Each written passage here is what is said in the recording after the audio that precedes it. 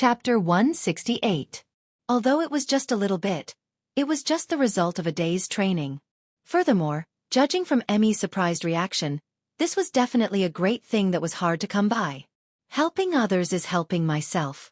This is probably another form of reciprocation for helping others as well as oneself. Yunyang could not help but feel emotional. It was because he had planted the seed of wanting to help this family of martyrs back then that he could comprehend this principle from them now. People often said that fated chances were hard to find, but they did not know that fated chances were often just around the corner, born and extinguished with a single thought. With the kind heart he had back then, there would only be such good results today.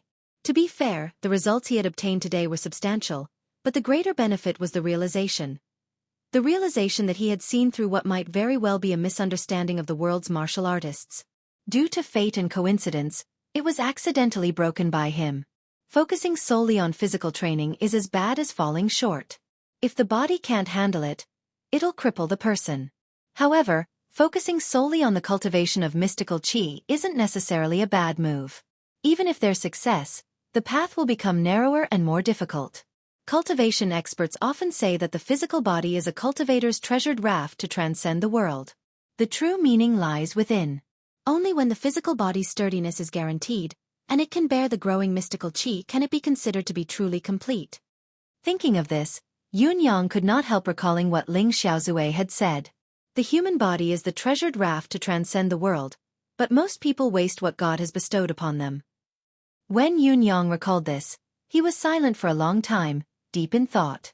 In the past, Yunyang and Supreme Cloud had been unafraid of any tangible attack in the world, relying on the intangible form of his cloud manifestation and its unpredictability. He had habitually used himself as bait, using himself to lure the enemy and defeat the enemy. He did not know that such a method had fallen into a disadvantageous position. If one was truly strong, would it not be better to face the enemy head-on and kill them? If the other party was truly strong to a certain extent, what could one do even if one were to transform into a million forms? Since then, he had paid more attention to the physical training of his body. The reason he had been keeping an eye on the Shangguan family of generals these days was also because the winds in Tiantang City had been a little off these days. No one knew exactly when it had started, but it seemed like it had started from the moment there were troops from other countries stationed outside the city. Then, a strange wave of voices rose within Tiantang City, growing stronger and stronger until it was unstoppable. The streets and alleys were filled with discussions about the past of the Shangguan family of generals. Back then, the three marshals of the Shangguan family of generals fought against the outside world. They were domineering, but they did not expect the Minister of War, Xueqi, to be held hostage by the enemy nation. He kept divulging the military's movements and passed fake imperial edicts. In the end, the three marshals were ambushed by the armies of 4 enemy nations and died tragically on Chongqing Road. This was a past that had long been sealed in the coffin. The culprit, Xueqi, had long been executed, his entire family annihilated. Recently, however, there was a rumor that Xueqi's descendants had escaped death and carried Xueqi's will. The past was not as simple as it looked. The truth was that the three marshals had intended to rebel and usurp the throne, to change the dynasty. Xueqi, as the Minister of War, had seen through their conspiracy. For the sake of the nation and its people, he could not bear to see Yutong being destroyed and the people plundered. That was why he had decided to go to the extreme and eliminate the traitors for the nation. Although he had to collude with the enemy and set up a formation to exterminate the traitors, his intention was benevolent and the result was benevolent. However, the process of the incident was complicated. The three marshals were executed before their traces of rebellion were leaked, causing the entire empire of Yutong to be kept in the dark. Xueqi was filled with passion and served the nation and its people, but his entire family was executed and he died a wrongful death. Now, they wanted to reverse Xueqi's verdict. The slogan was, "We all owe justice to our national hero, Xueqi." At first, this unhealthy trend was only a rumor among the people. However, in less than a day, it quickly spread to the circle of scholars. Then, all kinds of rumors and arguments began to ferment without warning. In between, there were countless scholars who analyzed the situation of the year by quoting from the classics and finally came to a conclusion.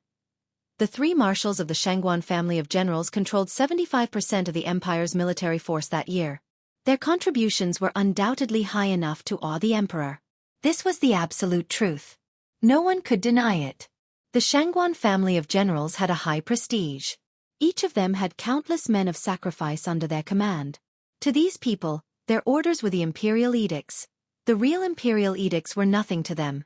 The scholars pointed out even more sharply that as the marshal of an army, the soldiers he led should be loyal to the empire and his majesty, but they should never, and even more so, should not be loyal to the marshal alone. From this point of view, the crimes of the three marshals could be discussed, but their intentions were already punishable by death. Many of Zhuo Wenlong's past deeds were dug up as well.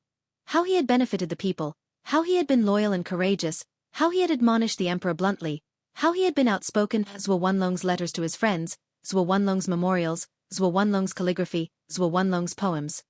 There was a line in the poem that said, "Cast away the false reputation and give up this body, so that the wicked will not rule the world." The loyalty in it could be seen by the heaven and earth. All in all, the empire of Yutong had been cursing this treacherous official for more than 100 years, but in a blink of an eye, he had become a famous official who had died a wrongful death. There was reason and evidence. There were witnesses. The uproar grew stronger and more serious by the day. Countless scholars began to walk the streets, calling for justice for the hero and to reverse Zhuo Wenlong's verdict. They wanted to bring the deceiving Shangguan family of generals down to the dust and condemn them anew. As the generals of the various countries continued to arrive and set up camp outside the city, the commotion in the city became more and more intense. Countless scholars cited classics to denounce them, leaving those who retorted speechless. Many people who did not know the truth were incited and began to target the Shangguan family of generals. Especially in the last few days, the Shangguan residents began to suffer more and more attacks. Rotten eggs, rotten vegetables, leaves, and half of bricks were thrown into the residence. Every day, they piled up like a mountain. The main door was also slashed, and all kinds of filth were thrown into the residence. The stench was overwhelming. Even then, the people's resentment did not subside. Instead, it grew stronger with each passing day. Now, the Shangguan family dared not step out of the house. Once they did, they would be attacked. While Yun Yang felt angry and sad about the absurd situation, he could not help but be greatly puzzled. Who was it that was stirring up trouble? On the surface, this phenomenon had only occurred after the arrival of the generals from various countries. Their hatred towards the Shangguan family had never been concealed, as if they wanted nothing more than to annihilate them. However, Yun Yang knew that things were not so simple. Investigate! Yun Yang's order was given and the Nine Heavens dictum responded. Then, Yun Yang snuck into the Shangguan residence under the cover of the night. On the field, the 6 children were still practicing as usual. Although each child was still gritting their teeth with a determined look on their faces, Yun Yang could see the grievance that came from the depths of their hearts. Putting himself in their shoes, Yun Yang could empathize with the 6 children's current state of mind. If the 9 Supremes Lords, whom Yutong's people worshipped like deities, were to be denounced as filthy in the future, slandering those who served the country and its people wholeheartedly as malevolent beings, how could they bear it? The Shangguan family of generals present day might be the future of another unparalleled hero. What grievance! Shangguan Lingxiu paced back and forth with her arms behind her back, her voice cold. Is it wrong to hit all of you? The truth is the truth. All of us from the Shangguan family are dead. We've all died in the battlefield. Isn't this the best proof? Each and every one of you actually dared to ask me if the rumors outside were true. Even if I kill all of you unfilial descendants, it's all you deserve. The 6 children did not utter a word, continuing their training without pause. If the Shangguan family of generals had the intention to rebel back then, Yutong would have changed its master a long time ago. Shangguan Lingxiu's voice was as cold as ice. Not only great-grandfather's generation, even grandfather's generation, my father's generation, and your father's generation, the Shangguan family of generals of that generation had the ability to do so. However, the Shangguan family of generals' ancestral teachings were to protect Yutong, to protect the country, and to be loyal. The Shangguan family of generals' loyalty is witnessed by the heavens and the earth. How can it be erased by a few slanderous slander? Justice is in the hearts of the people. Right and wrong are not to be spouted nonsense. All of you, continue your training. Don't let your thoughts run wild. Shangguan Lingxiu's expression was steely. Auntie, since our family is so loyal, why isn't anyone speaking up for us now? The oldest child was already 9 years old. He asked angrily with widened eyes. Could it be that everyone who knows about this case is dead? Even Zhua Wenlong's evil is still alive, and the other officials of the same era have no descendants? Is no one willing to speak up for justice? Isn't the right and wrong being manipulated by nonsense now? Shangguan Lingxiu said loudly. Isn't this something you should be worrying about? Marshal Tai's wedding is right before our eyes. The military bosses are all busy with this. Our family's trivial matter is inconsequential. When the old sirs are done with their work, they will naturally deal with it. Justice is in the hearts of the people. Don't you understand what I'm saying? The child said stubbornly. What justice is there? Aren't the ancestors of the people who are attacking our family also protected by the blood of the Shangguan family? Why do these people still believe such rumors even though someone from our family has died and our family members are already so miserable to such an extent? Are we only protecting the people who attacked us with our blood and sacrifice? Is our family's sacrifice really worth it? Slap. Shangguan Lingxiu slapped her nephew's face, her body trembling as tears welled up in her eyes. Do you know what you're talking about? The achievements of our ancestors will be passed down in history. The Shangguan family of generals was built step by step like this. What does it have to do with you whether others understand it or not? She said loudly. What does the Shangguan family of generals' family motto say? Recite it all together. Born for the battlefield, live for the war, die for the country, sacrifice for the people. The 6 children recited it aloud with tears in their eyes. Does the family motto mention the need for understanding, comfort, protection, and repayment? Shangguan Lingxiu asked sternly. No. The 6 children puffed up their chests and raised their heads. What did our ancestors say about life and death? Shangguan Lingxiu's voice grew more intense. Only die for the country. There's no need to die in battle. It's good that you know. Shangguan Lingxiu said loudly. This is the Shangguan family of generals. Do you remember it? Chapter 169. After the 6 nephews were done with their physical training, they went back to cultivating mystical qi. However, Shangguan Lingxiu, who had always been cold and unyielding, seemed to relax at once. Her shoulders slumped as she walked to the edge of the drill ground. There was a tree there, a stone table, and a few stone stools. Shangguan Lingxiu sat down softly on the stone stools, her eyes staring blankly ahead. Her shoulders that had always been straight slumped for the first time. Slowly, her face was filled with indignation as she murmured, We, the Shangguan family, have spilled our blood all over Yutong's territory. Is it really just to protect these ingrates before us? Then what is the meaning of our sacrifice? Chief Taoist died for his bosom friend? Now that the hero is dead, where is the bosom friend? Has bosom friend ever existed? The Shangguan family of generals has fought for the empire for generations, never slacking off. The blood of the Shangguan men has been spilled all over the empire's borders, all for the sake of protecting this home behind us. Now, the people who live in this home say that we're spies. Justice is in the hearts of men? How can you speak nonsense? You're just fooling yourselves.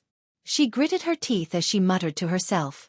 She had to educate her nephews in a positive light because they were still young and their hearts were still as blank as a piece of paper. If their hearts were dyed with other colors now, it would be difficult to clean up in the future and taint the Shangguan family of generals' innocence.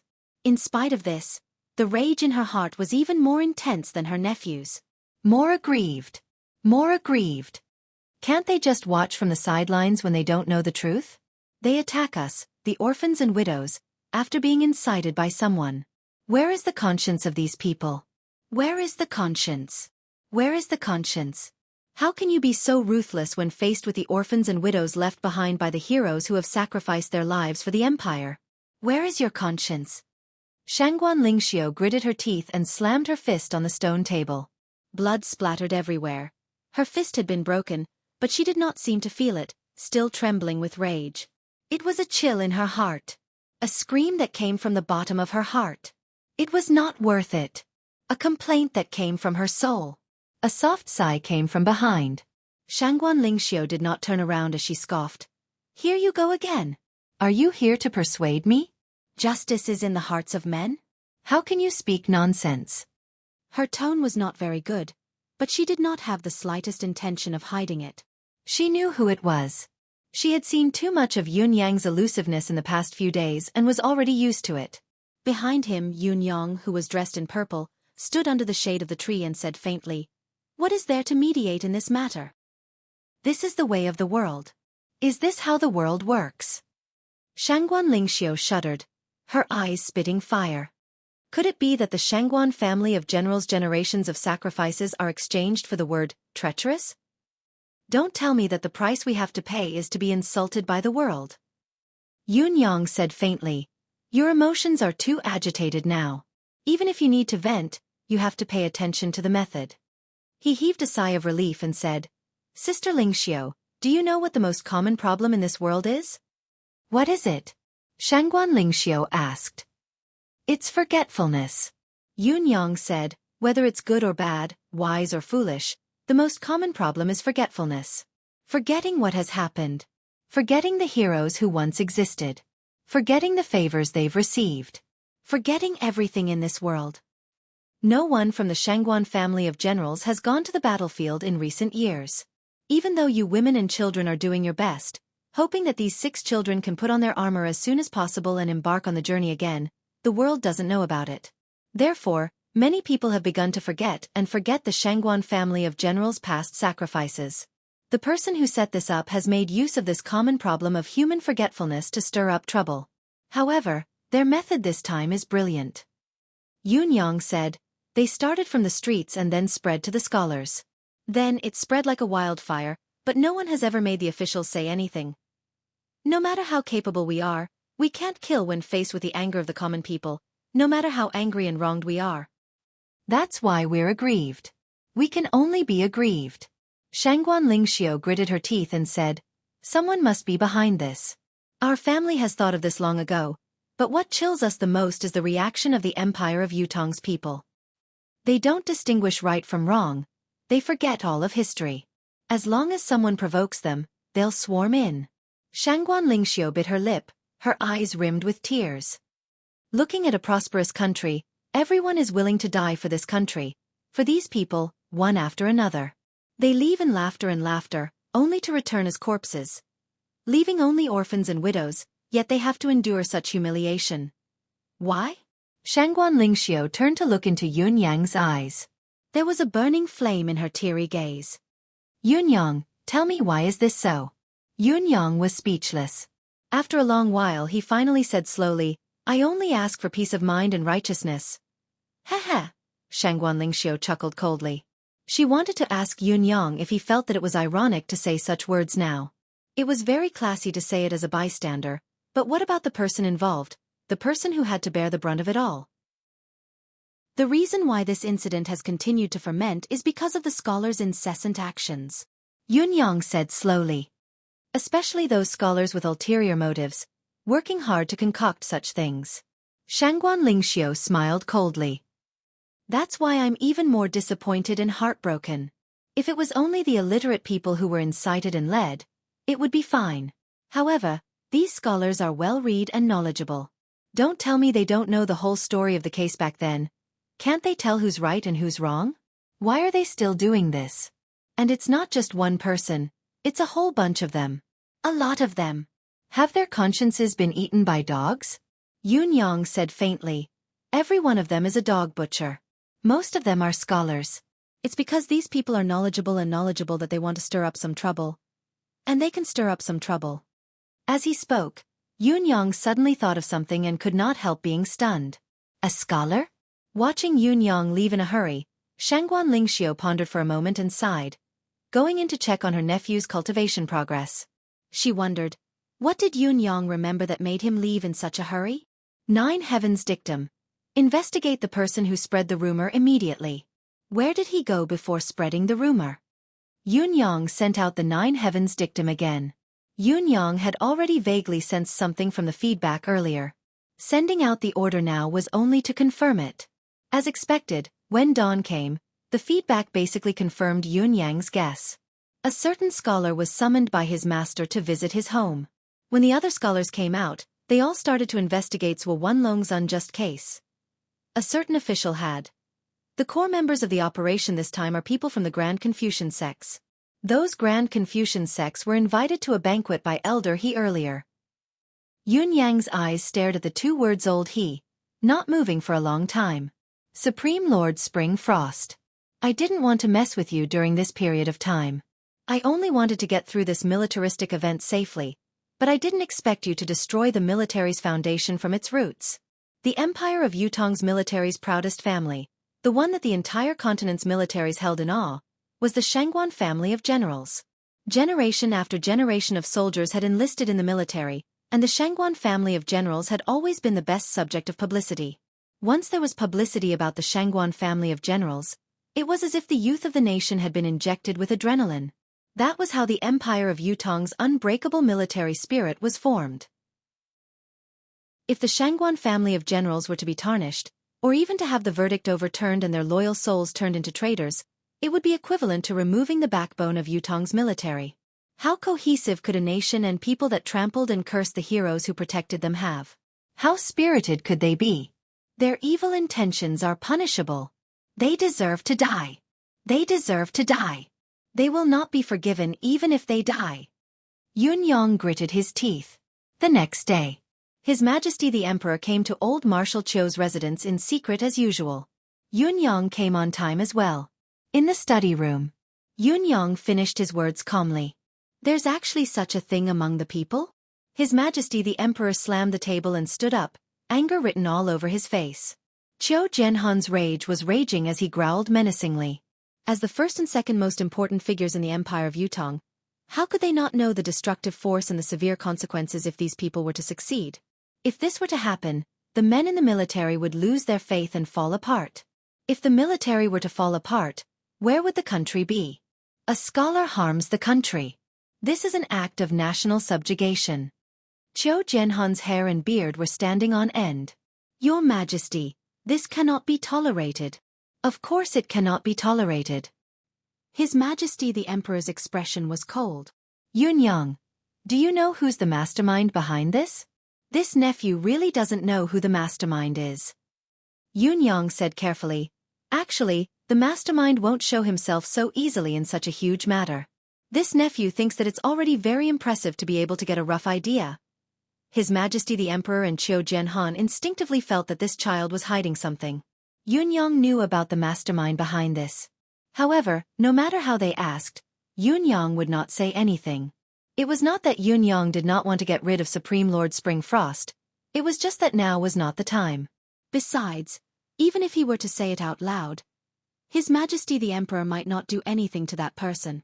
Supreme Lord Spring Frost's public identity was He Han Qing, once His Majesty the Emperor's teacher. Even now, His Majesty the Emperor still respected this person very much.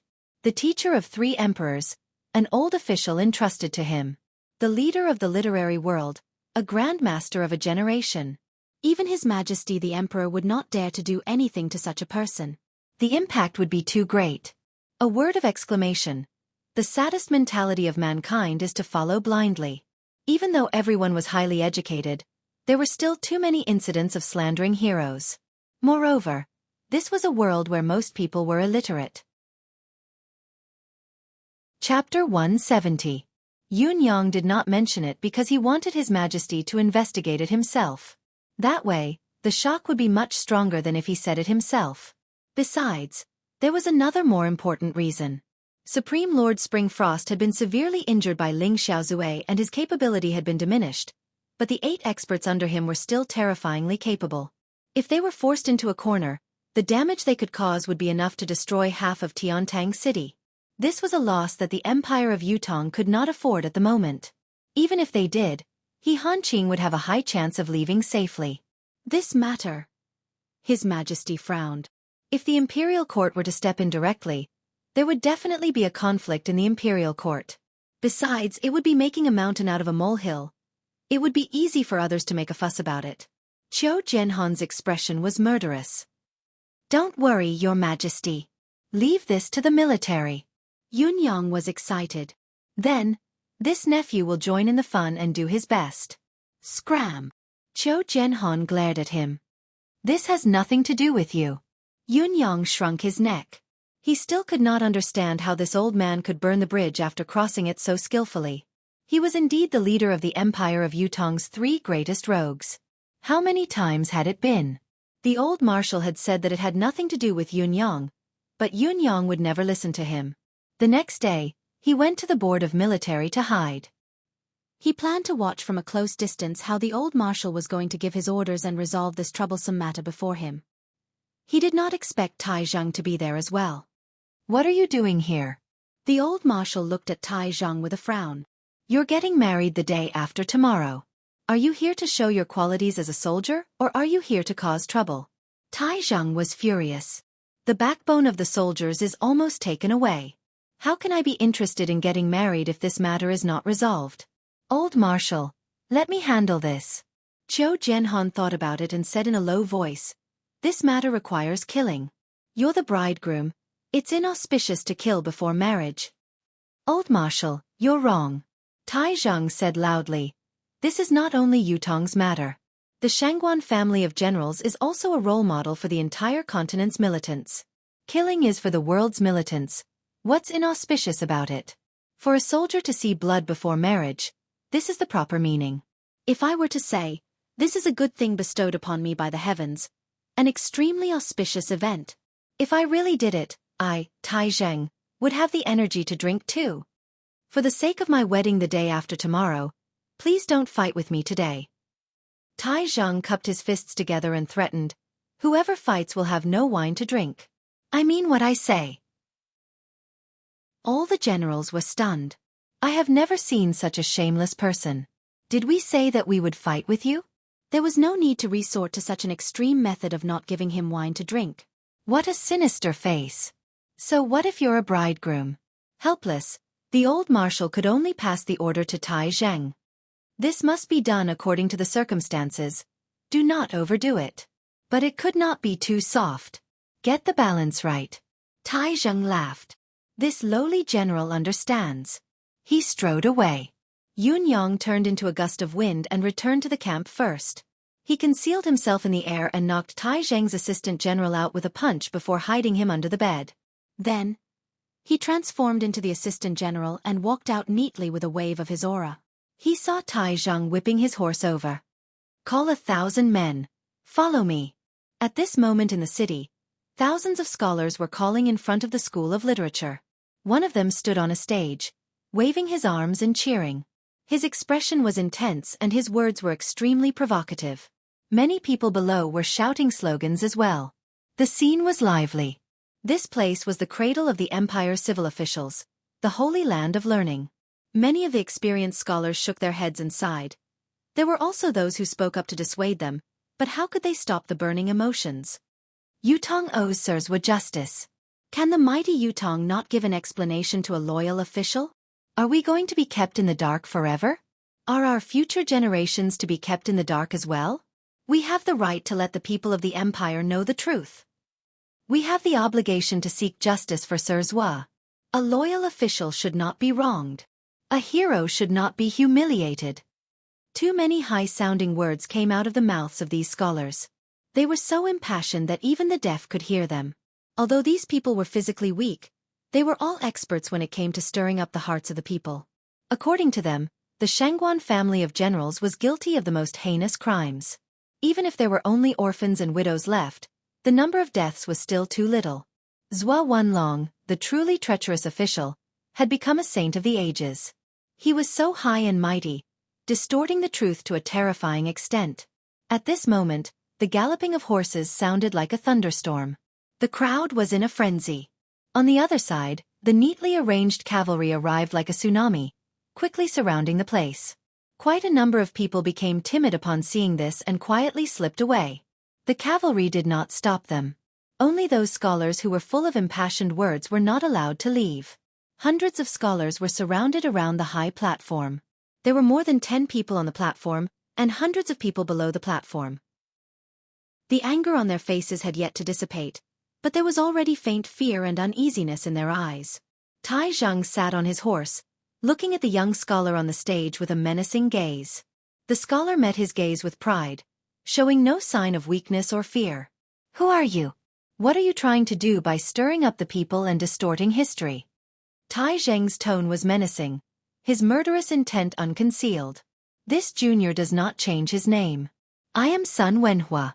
May I ask, Marshal Tai, what is your intention of deploying such a large army to surround so many scholars and coming with such a murderous aura? Sun Wenhua asked in return.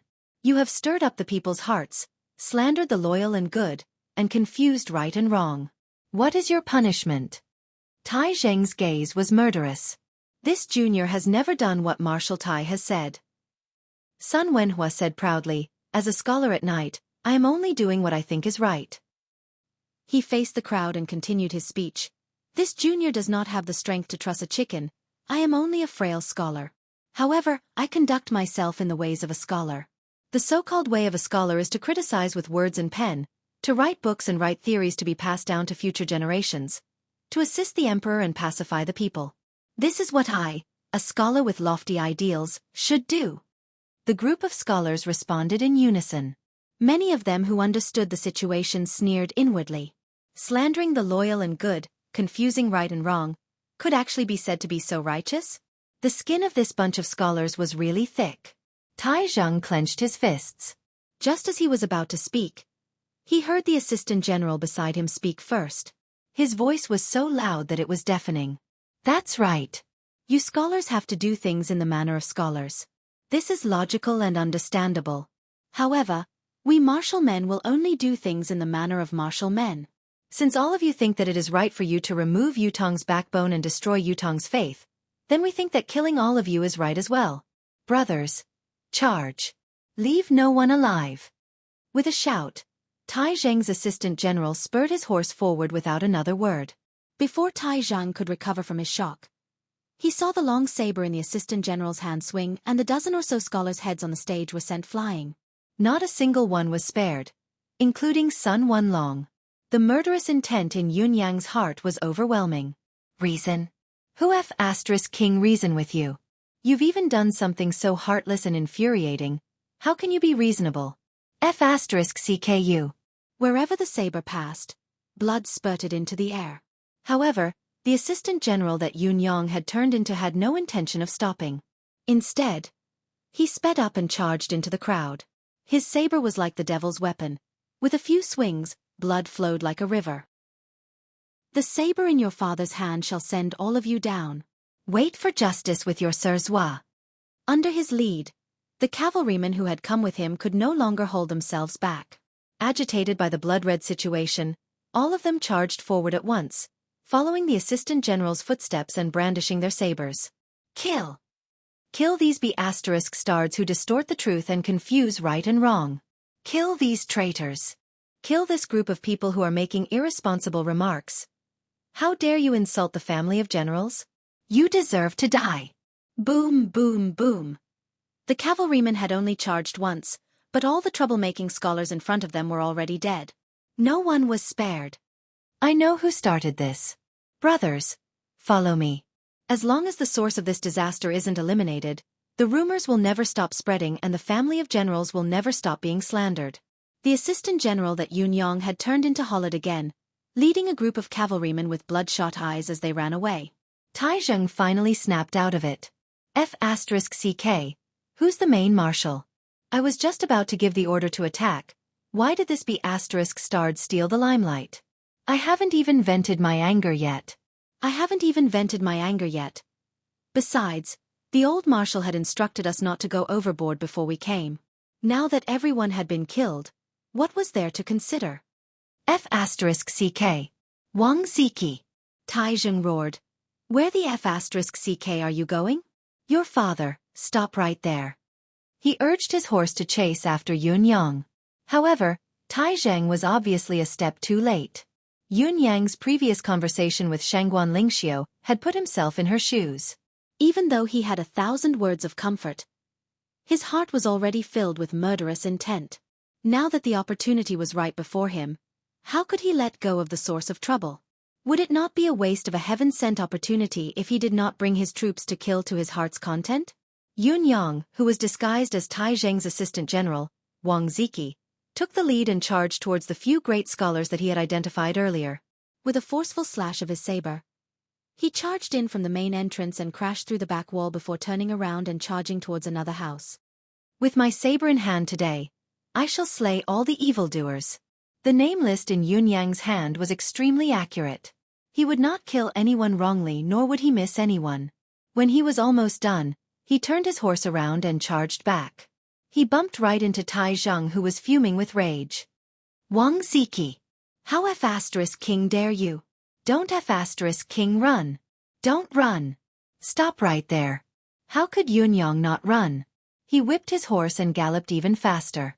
I've been rushing to write until now. My eyes are blurry from exhaustion. It's already past midnight.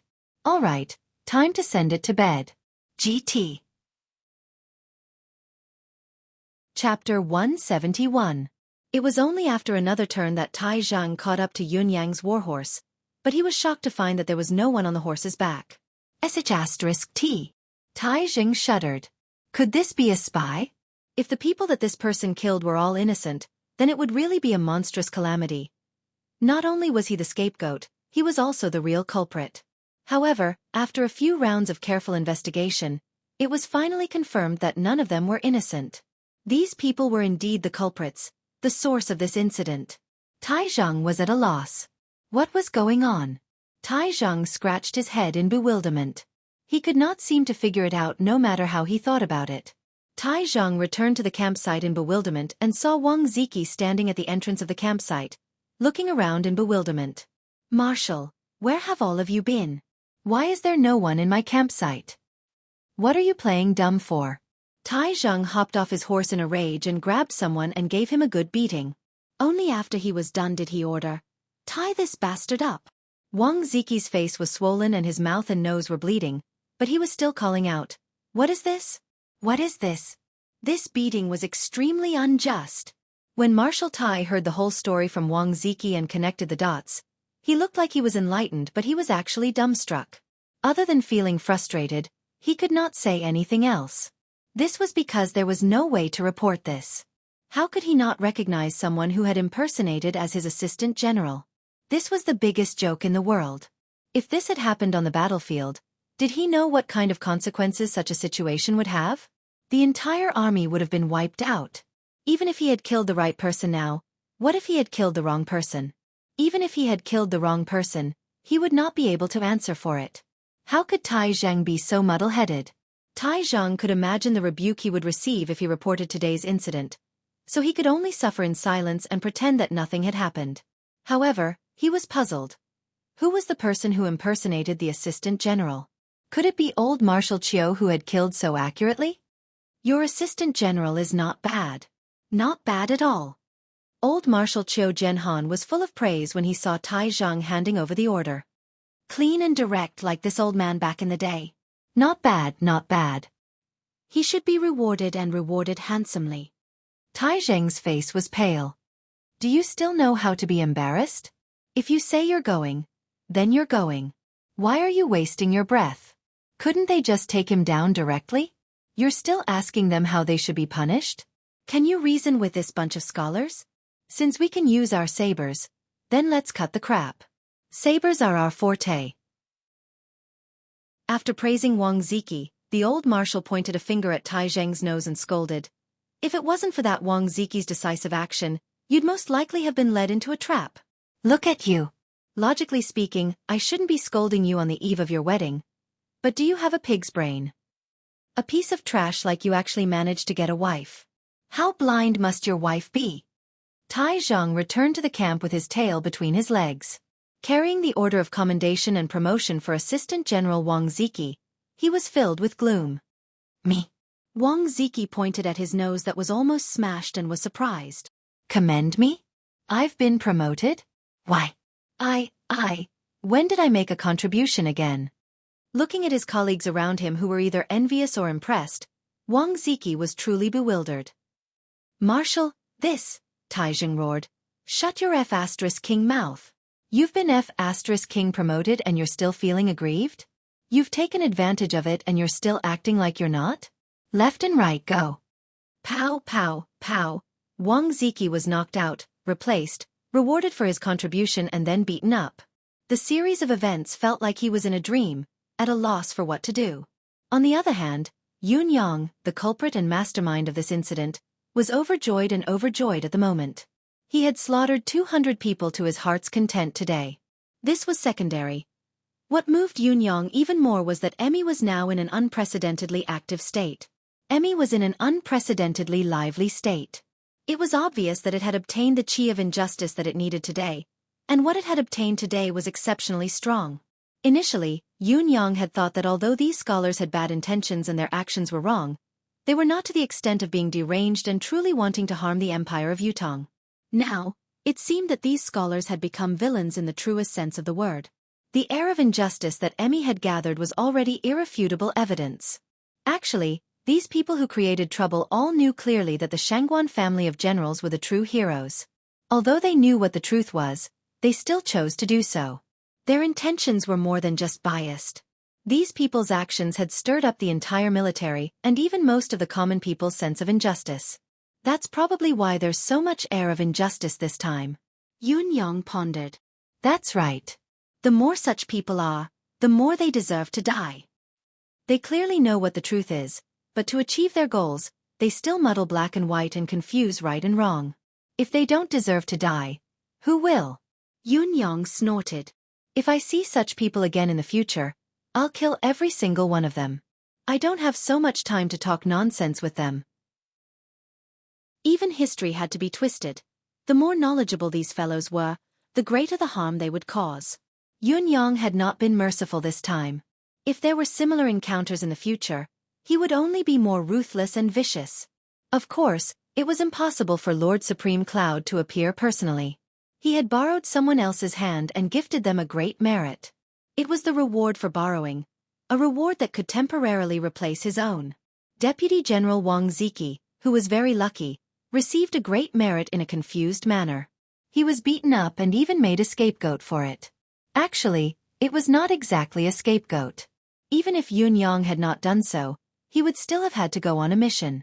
On that very day, before the civil officials could organize a counterattack, denouncing the military's lawlessness and how the nation would be destroyed if they were not punished severely, His Majesty's imperial edict had already been announced to the world. I've heard that scholars use literature to disobey the law, while chivalrous men use martial arts to violate the law. Today, Yutong scholars can't tell right from wrong, distort right and wrong, disregard loyalty, speak without thinking, erase the loyal and good, and promote the treacherous. How are such actions different from treacherous officials? The Shangguan family of generals is loyal and loyal. Yutong's land and rivers have all witnessed their loyal souls. The entire family has sacrificed themselves for the nation, sacrificing their lives for the nation. Such a large family has been decimated, to the point where only widows and children remain. Their desire to serve the nation never wavers. The loyal and virtuous officials who have given their entire family for the nation are maligned as treacherous officials. Where's the justice? Where's the conscience? It's been 150 years, the bones of the loyal officials have yet to turn cold, their souls have yet to leave, but they've suffered such slander that confuses right and wrong, distorts right from wrong. How can they rest in peace in the netherworld? A group of scholars are well-read, they should know right from wrong, they should share the nation's burdens, they should be known for their loyalty. Yet, for their inexplicable selfishness, they've committed treacherous acts that incite resentment among the people, chill the souls of the loyal and good, and hurt the hearts of the martyrs. Heaven and earth cannot tolerate this. This crime cannot appease the people's anger if they are not killed. It cannot appease the souls of the loyal if they are not punished. From today onwards, all those who speak of this again shall have their entire families executed. Yutong scholars should take this as a warning. The blood of the loyal souls shall be left in the annals of history. Their names shall be remembered for generations to come. The lawbreakers shall not be condemned. His Majesty's imperial edict this time was extraordinarily strict. Through the imperial edict, one could clearly see His Majesty's ashen face, his furious expression, and his soaring murderous intent. As the imperial edict was announced to the world, the storm subsided at once.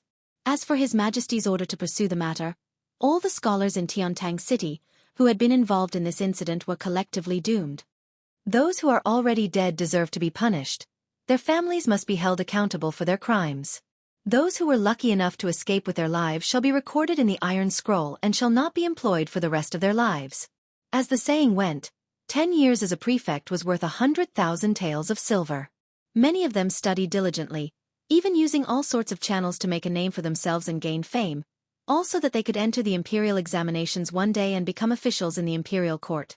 Once this imperial edict was issued, it was equivalent to cutting off these people's future as officials. Cries of anguish could be heard everywhere at once. His Majesty's action was swift and decisive. He had issued the imperial edict immediately after the killings. The mastermind's men had all been killed. Even if they wanted to stir up trouble, they could not do anything about it. They could only swallow their grievances and be helpless. There was no way they could retaliate or turn the situation around. 90% of their useful subordinates had been killed by these murderers. The rest had their futures ruined and were full of resentment. There was no one they could use. What was the use of stirring up trouble in the imperial court? Besides, His Majesty was in a fit of rage. His eyes were green with rage. If they were to jump out and cause trouble, they might be killed along with the rest. Therefore, the civil officials knew better than to call out His Majesty's wisdom and let the matter rest. Another edict was issued alongside the imperial edict. It was His Majesty's consolation to the Shangguan family of generals. 2 old marshals of the military had personally gone forth to send consolation gifts to the Shangguan residents with loud gongs and drums. The commotion was so great that it shook the entire city. Countless people who had been incited were remorseful, weeping bitterly as they went to the Shangguan family of generals' door to kneel and apologize. Their voices were tearful and sincere, their faces and hearts filled with remorse. The Shangguan family finally welcomed a bright sky after a few days of extreme humiliation. A large group of people knelt in front of the Shangguan family's door. I deserve to die. I've thrown rotten eggs. It's all those scholars' fault, they spouted nonsense. I deserve to die too, I actually believe them. I hate myself, I can't even read a single word, yet I followed others to cause trouble. I really deserve to die. I beg for the family of generals forgiveness. I beg for the family of generals forgiveness. This lowly one was confused. In spite of this, no one from the Shangguan family came forward to accept the apology, nor did they have the slightest intention of consoling them. Only the residence's butler came out to say, "There are only women and children in the house. It's not convenient for me to greet you personally. Please leave as soon as possible, everyone. I apologize for my lack of hospitality." That was all he said, nothing else. However, the indifference in those words and the feeling of being disheartened lingered in everyone's hearts. The crowd was at a loss, feeling that something was wrong but they could not put their finger on it. They only hesitated in front of the Shangguan family's door. There were also people who were infuriated. "We've only misunderstood you, we've apologized and said we're sorry. What more do you want?" Old Marshal Qiu and Lang Daoyin came to the entrance of Shangguan residence together. Seeing so many people gathered around the residence, they thought that something had happened. It was only when they hurried over to ask what had happened that they found out what had happened. Looking at the Shangguan family of generals' door that was smeared with filth and there was even clear feces on it, the stench still lingering. Looking at the group of people who had come to ask for forgiveness after doing something wrong, Qiu Jianhan was furious. The old marshal strode to the Shangguan family's door and leaped up to the top of the door, cursing with his finger pointed. "You bunch of bastards, you actually have the face to come here and apologize? Can you be any more shameless? Human. You should at least have a bottom line." For over 150 years, the Shangguan family of generals has sacrificed generations of men for the empire of Yutong's stability. Now, there are only widows and orphans left. You bunch of protected people who have enjoyed peace and joy, yet you've been biased and listened to those ridiculous rumors, causing trouble and besieging the family of generals.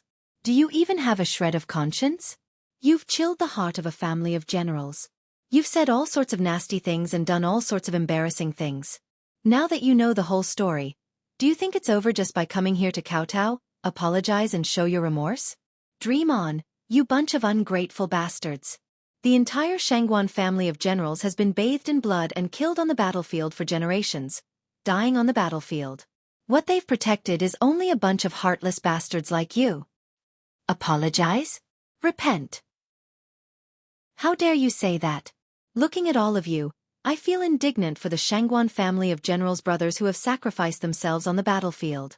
Bathed in blood and killed on the battlefield, generations of people have been loyal and devoted. Yet, they've only protected a bunch of ingrates like you. Ungrateful, ungrateful, shameless. Despicable, shameless, lowly, despicable, despicable. Have you heard the cries of the loyal souls of the family of generals in the netherworld? Have you seen the wrath of the loyal souls of righteous blood? Is it not worth it? With something like this happening, how can you expect the warriors to be willing to fight with their lives on the line? Could it be that they've risked their lives on the battlefield just to protect you lot? Who do you think you are? Chapter 172. The old marshal's hair and beard were bristling, his rage unquenchable. His deafening roar was laced with intense rage, but there was also a sense of powerless sorrow hidden within. The old marshal's current state of mind was similar to Shangguan Lingxiu and Yun Yang's, perhaps even more so. He could lead an army of 1,000,000 men and defend against the enemy from 1,000 miles away. He could command his troops with ease. He could also charge into the enemy's formation and lead the army bravely without fear. However, he was filled with a sense of helplessness when faced with these fickle and easily instigated fools. To the old marshal, it was a blessing that the Shangguan family of generals' name had been washed clean today, but it was also a wake-up call that grieved for the loss of their kind.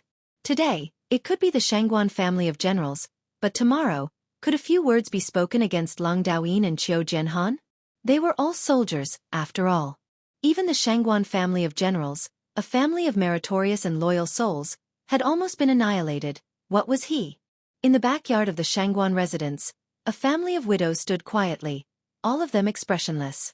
Hearing the old marshal's thunderous roar, the eyes of the entire family were rimmed red, tears streaming down their cheeks. Their fists were clenched tight. The grief and indignation they felt could not be expressed in words. When they were being pointed at by the public, they had not shed tears of sadness. They had only felt indignation. Now that the truth had been clarified and their reputation had been restored, they could not help the tears that flowed freely.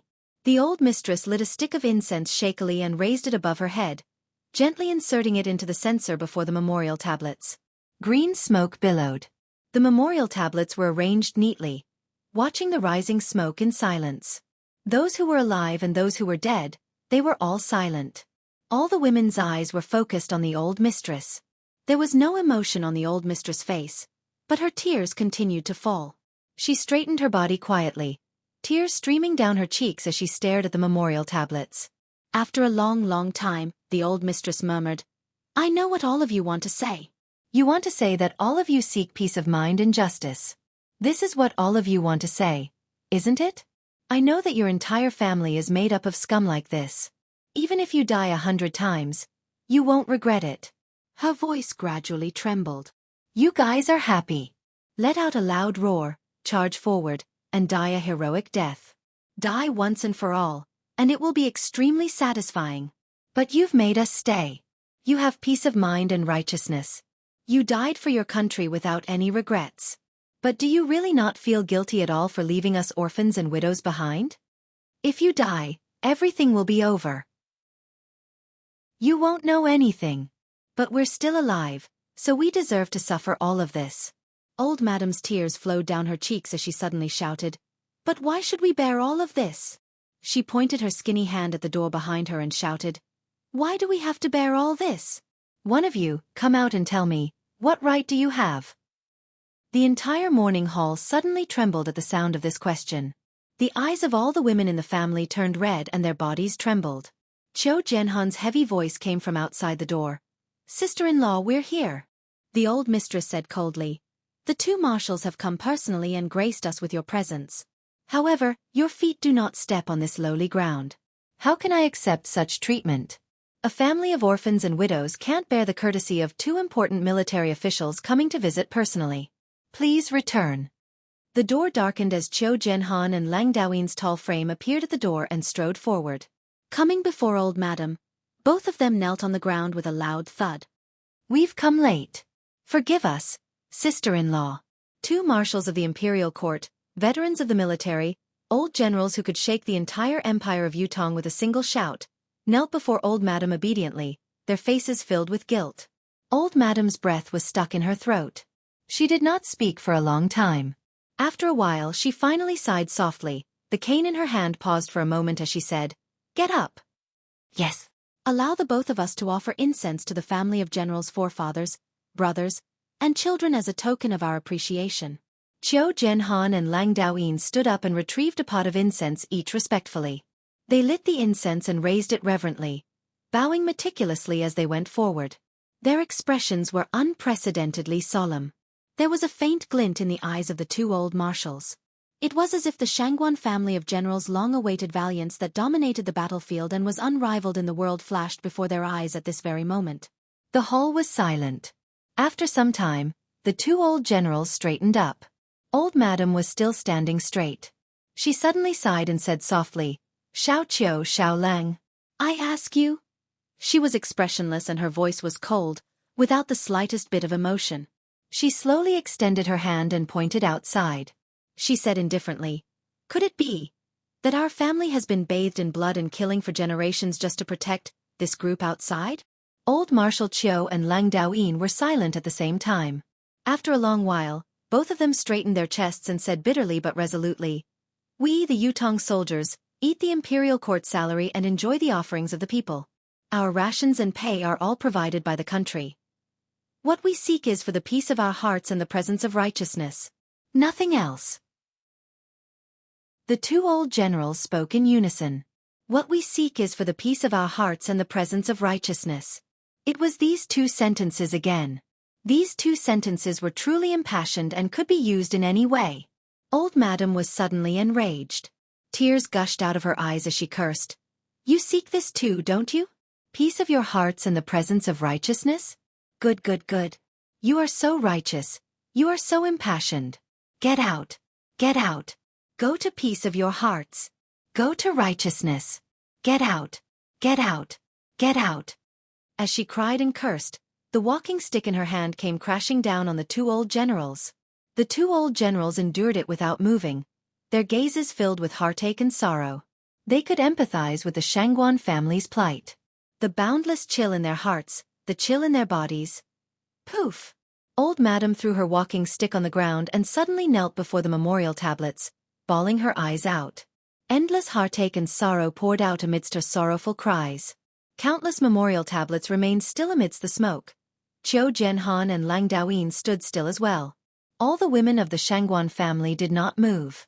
Each of them looked sorrowful, but there was also a sense of relief. What we seek is for the peace of our hearts and the presence of righteousness.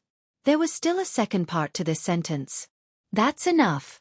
Yun Yang, who did not know the subsequent developments on the other side, returned to his residence in high spirits, feeling refreshed.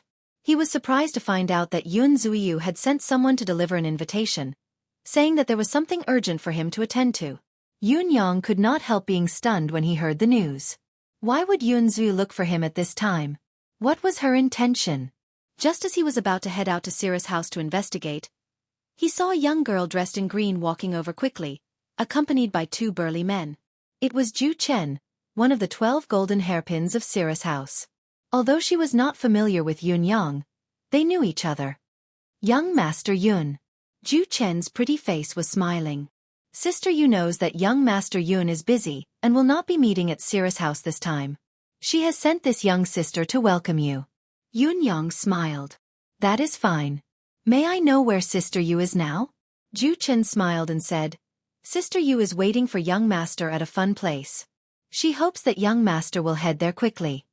A fun place? Head there quickly? Yun Yang's eyes scanned Ju Chen's face thoughtfully and nodded.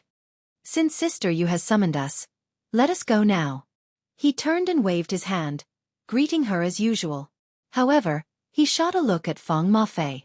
Feng Mafei lowered his head and said, Young master, do you want this subordinate to go with you? No need. What are you going to do? Lao Mei looked after the house. Yun Yang rejected him and said, Stay at home and look after the house. The moment they departed, Yun Yang suddenly whistled. Whitey too sprinted over and jumped into Yun Yang's embrace. Yun Yang laughed and stuffed Whitey too deeper into his pocket before following Ju Chen. Feng Mafei waited for Yun Yang to leave before he chuckled and vanished into thin air. Lao Mei, I'll go first, you go second. Don't be discovered lest you ruin young master's setup. Lao Mei snorted and muttered angrily. Now you're the one arranging for me. Don't you have any sense of first come, first served? He followed Feng Mafei with an annoyed expression. The sky was already turning dark. It was already dusk. Ju Chen led the way in front, smiling like a blooming flower as she chatted with Yunyang. The two guards followed beside her expressionlessly. Why do these two look so unfamiliar? I guess we haven't met before? Yunyang said with a smile, looking at the two guards. Zhu Chen chuckled with her hand covering her mouth. Does young master know everyone in Cirrus house? Yunyang laughed. Not bad, not bad. There are so many people in Cirrus house. How could I know them all? Yunyang did not speak anymore, but each time his gaze swept past Zhu Chen, there was an additional chill in the depths of his gaze. You know everyone in Cirrus house? That's right. I know everyone in Cirrus house. Not just the guards, even the maids and cooks. I know every single one of them, every single one of them.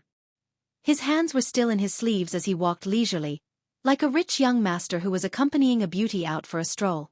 He exuded an indescribable sense of carefreeness and elegance. Zhu Chen's beautiful eyes occasionally glanced at Yunyang's face, and she could not help but feel a tinge of pity. It was such a pity that such a gentle young master, whose looks and aura were one in a million. The further they walked, the more secluded they became. They were getting closer to the red light district. Looking from afar, the people on the streets had become densely packed in the evening.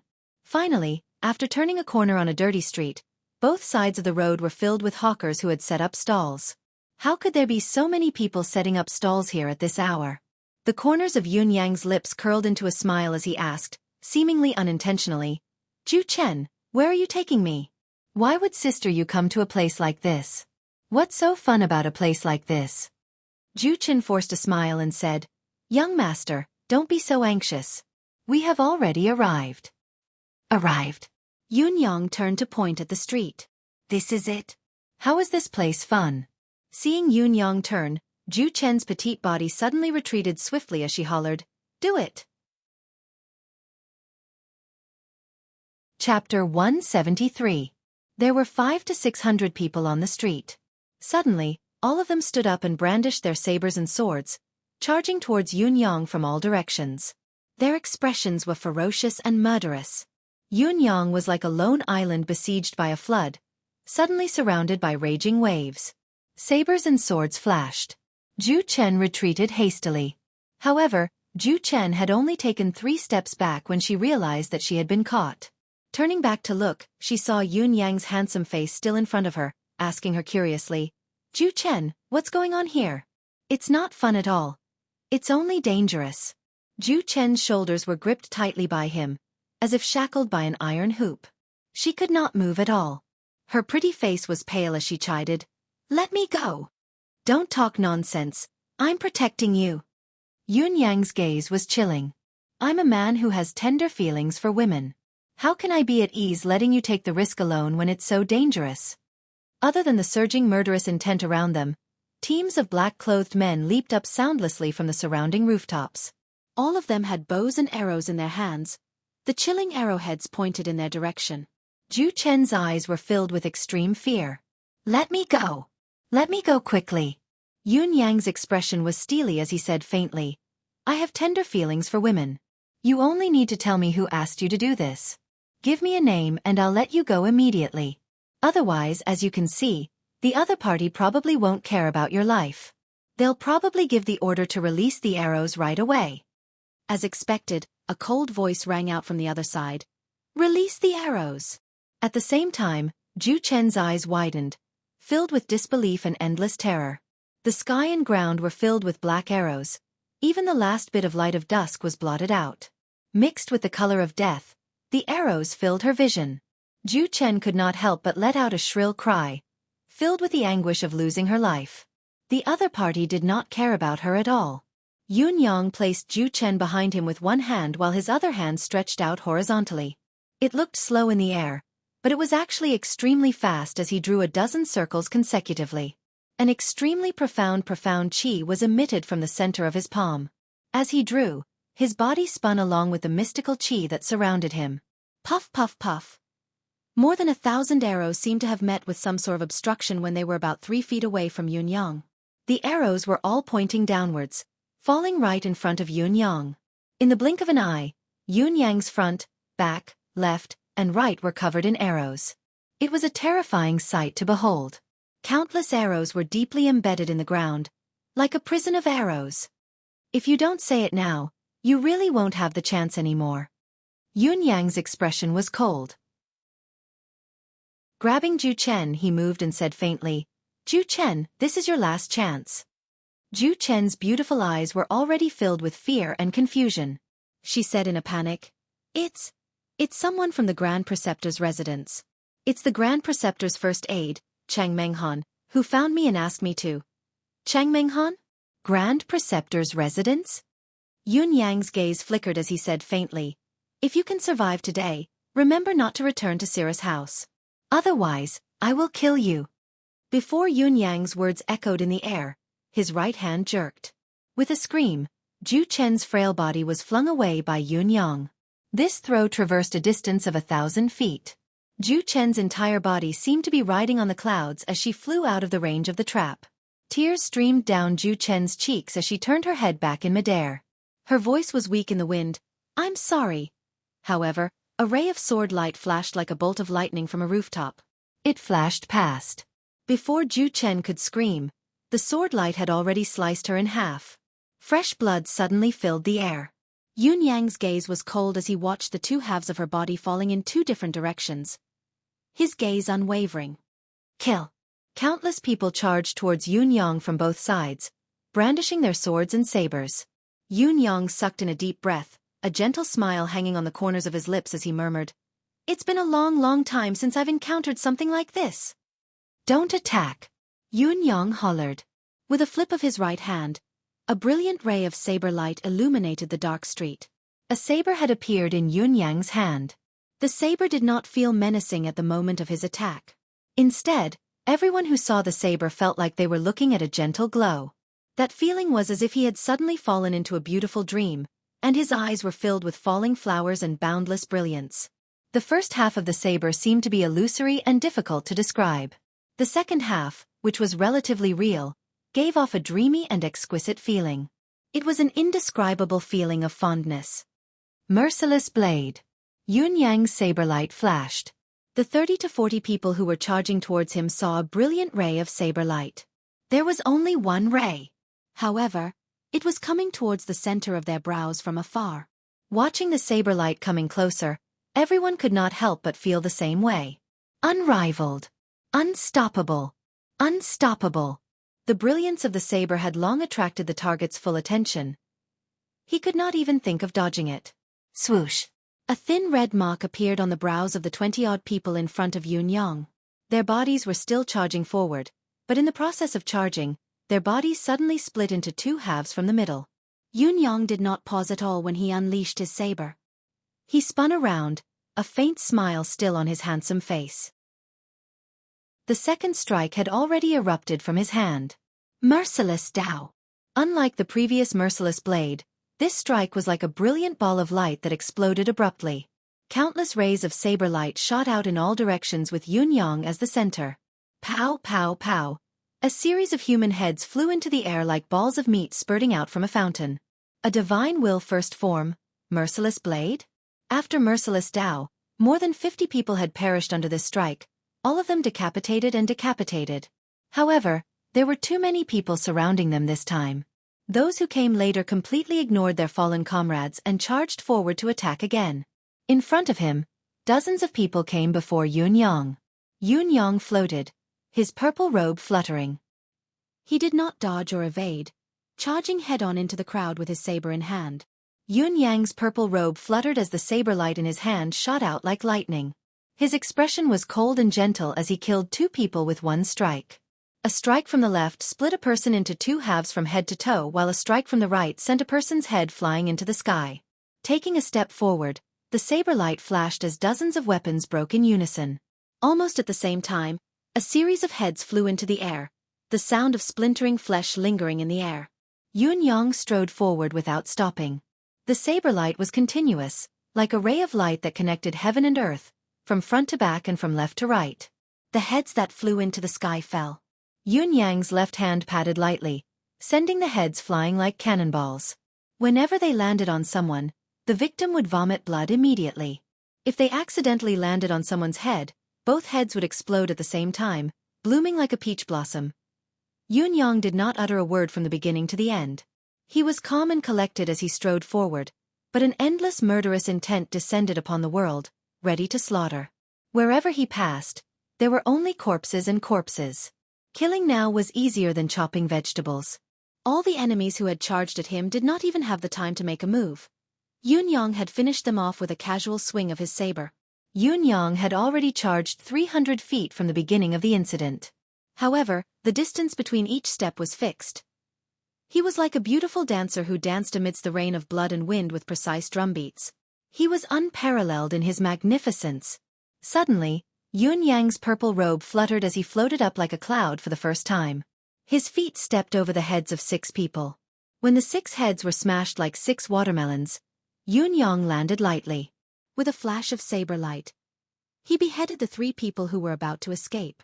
Blood splattered like a rainbow, filling the eyes with splendor and blood. Poof! Yun-yang sprung up again, his foot stepping on another person's head. This time, he lowered his body slightly. It was not that Yun-yang's qigong was weak. It was intentional. The person's head was stomped into his chest by his slightly lowered body, flattening him. Yun-yang used the momentum to descend slowly, his purple robe fluttering in the night breeze. His saber light was like a swimming dragon, circling once. The last 17 assassins were decapitated one after the other, their souls sent to the underworld. There was a meat pie on the ground. As the broken sabers and swords fell from the sky, Yun-yang stretched out his left hand, fingers as slender as a lady's, and flicked them out like a blooming flower. Poof, poof, poof.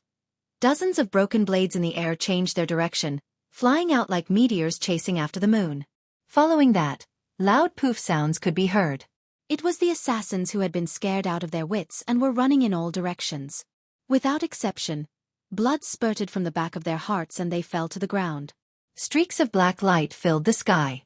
It was the arrows that had been stabbed into the ground that suddenly flew up at the same time. Swoosh, swoosh, swoosh. The archers on top of the wall had just drawn their bows when they fell to the ground one after another. At this moment, the streets of the red light district were like a slaughterhouse drunk with blood. There were at least 400 dead people lying on the ground, leaving only silence. There were no wounded in this battle. All of them had been killed in a single strike. Total annihilation. Poof! The last archer fell from the top of the wall. He turned to escape when he saw that the situation was not in his favor, but an arrow pierced through the back of his neck when he had already leaped off the wall. It was a one-hit kill. Yun-yang's purple robe fluttered as he stood proudly.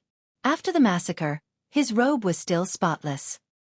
He raised his saber with his right hand and pointed at 6 directions in the dark with the tip of his saber. Then, the tip of the saber went up and pointed at 2 corners of the roof. He said faintly, "Come out." The last rays of dusk shone on Yun-yang's face. He was still as indifferent as before, still wearing a calm, gentle smile. He was like a young master who had gone out to play. He was languid and tired, but there was a slight smile at the corners of his lips.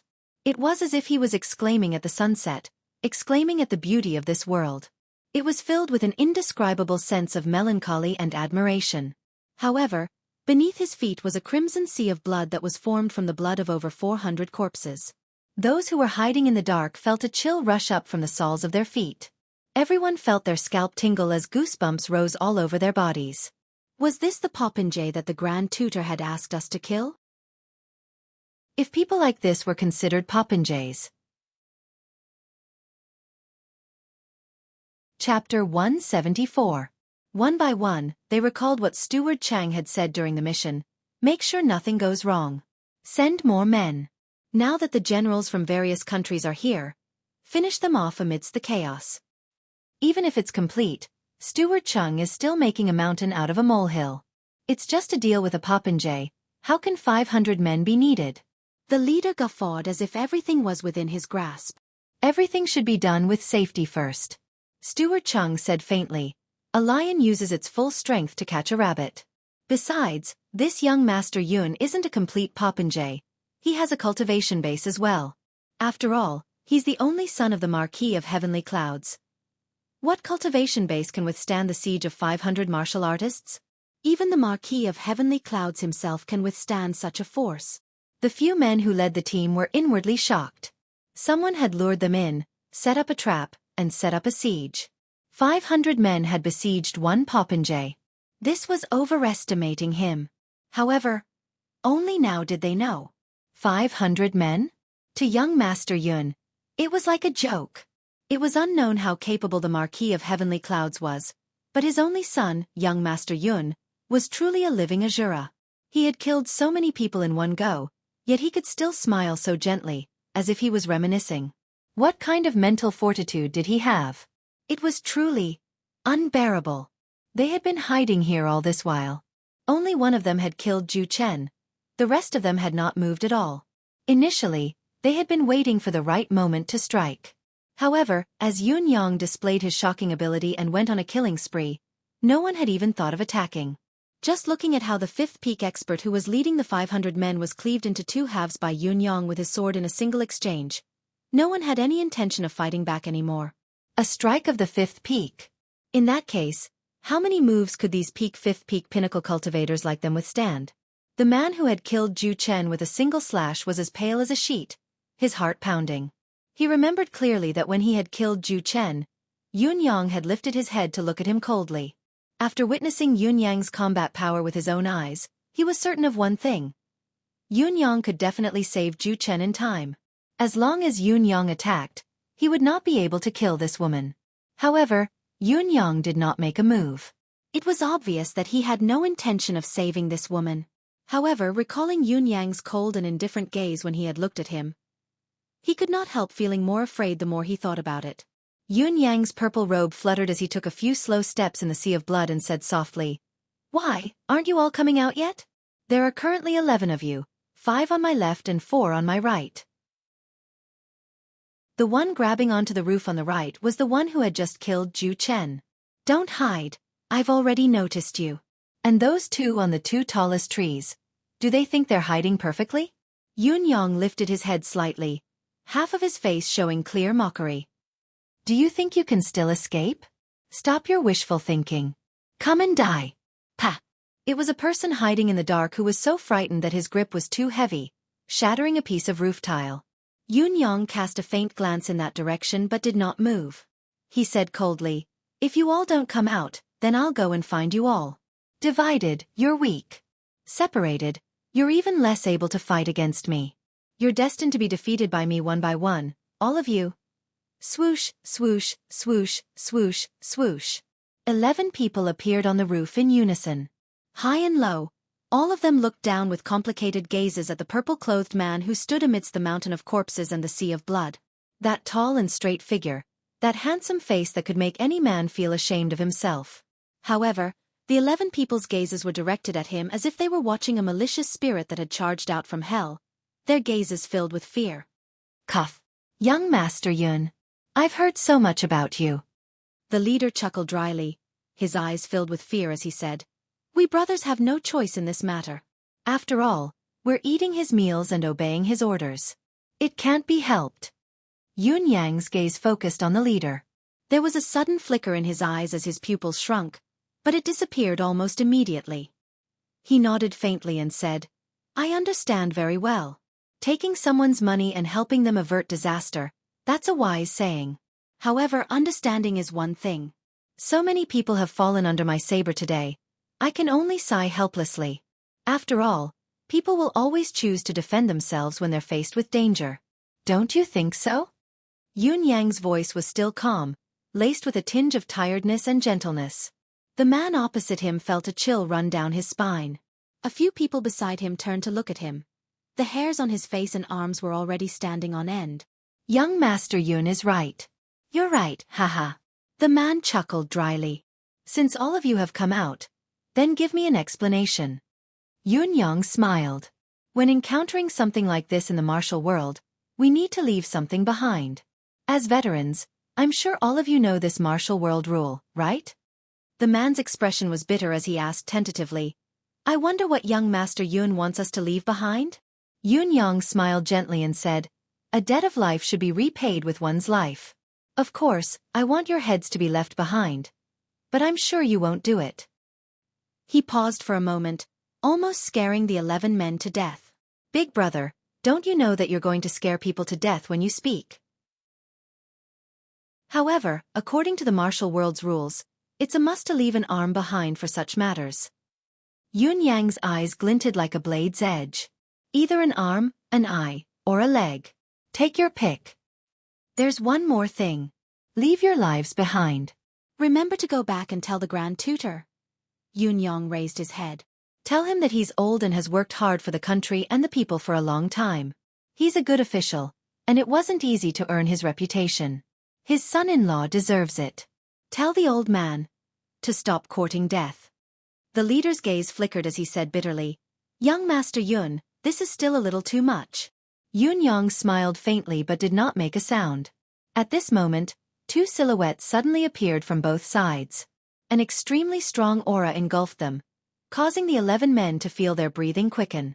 Under this mighty and tyrannical pressure, how could they not know that these two people that had suddenly appeared were even stronger experts that they were unable to contend against? Yun Yang chuckled.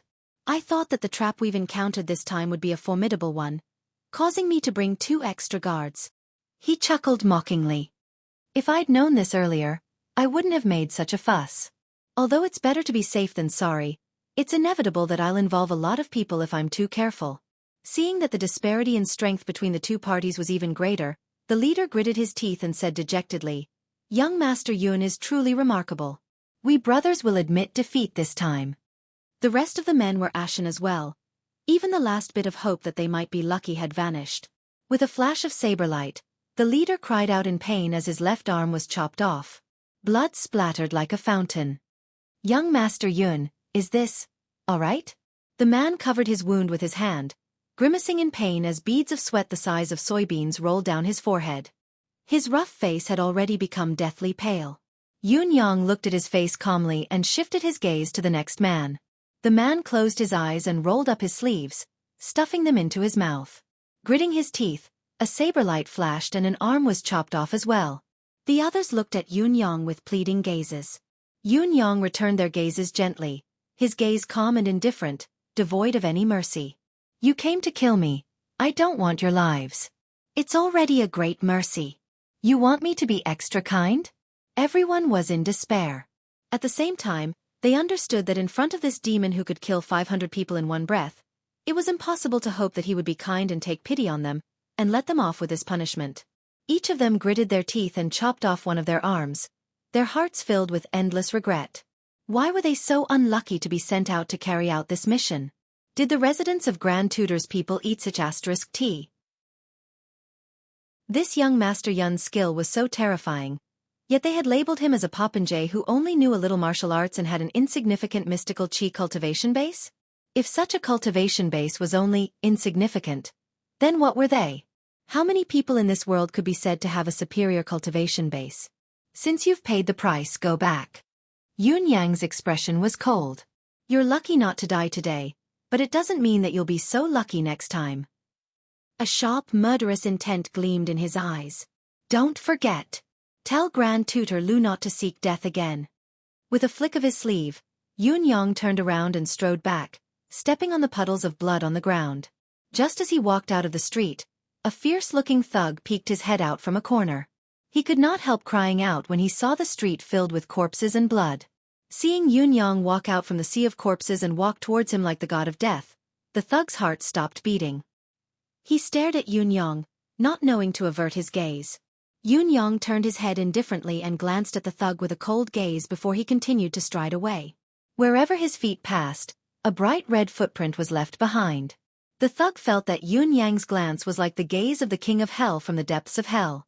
He was shaken to the core, his eyes staring blankly as he moaned, I didn't kill them. Don't come over, don't come over.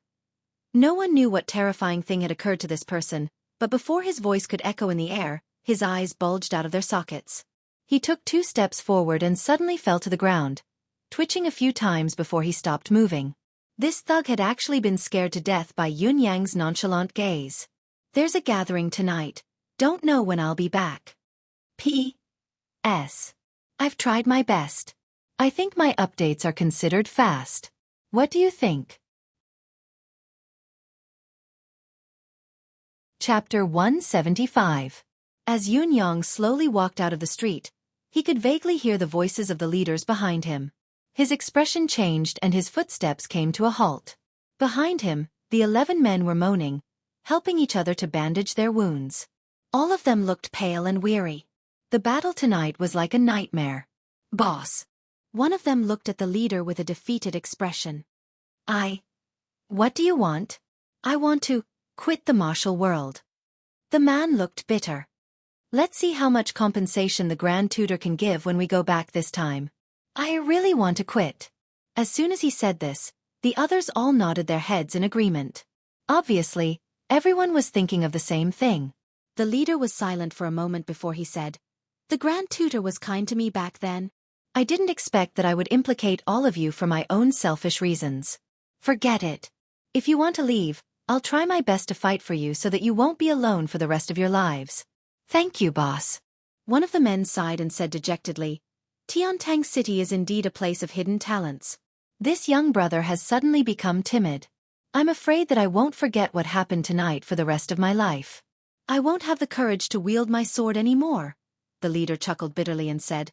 Ever since I became the cavalry leader that year, I was knocked off my horse by the enemy on the battlefield and was about to die. It was Lord Supreme Cloud who suddenly appeared and saved my life.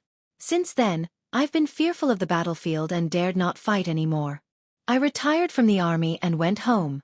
Later on, I was recruited by the Grand Tutor and came to Tiantang City. I didn't expect that now. I don't even have the courage to roam the martial world anymore. The other's eyes shone. Boss has such a past? You actually had the opportunity to meet Lord Supreme Cloud? Lord Supreme Cloud was masked at the time. No one knows what he looks like. How can I be an exception? However, my life was indeed saved by Supreme Cloud. The burly leader sighed. But just now, I suddenly felt very ashamed. You have the strength, but you don't think about protecting your home and country. Instead, you run away from the battlefield in fear of the enemy. It's really shameful. When I'm done fighting for everyone, I'll make another trip to the frontier fortress. The leader sighed. After paying my respects to Lord Supreme Cloud, I'll go look for all of you. We'll go together. Several people said in unison. The 11 of them supported each other and walked forward. In the night, Yun Yang's purple robe fluttered. It was as if a cold and hard mask had suddenly appeared on his face. Feng Mafei and Lao Mei understood at the same time.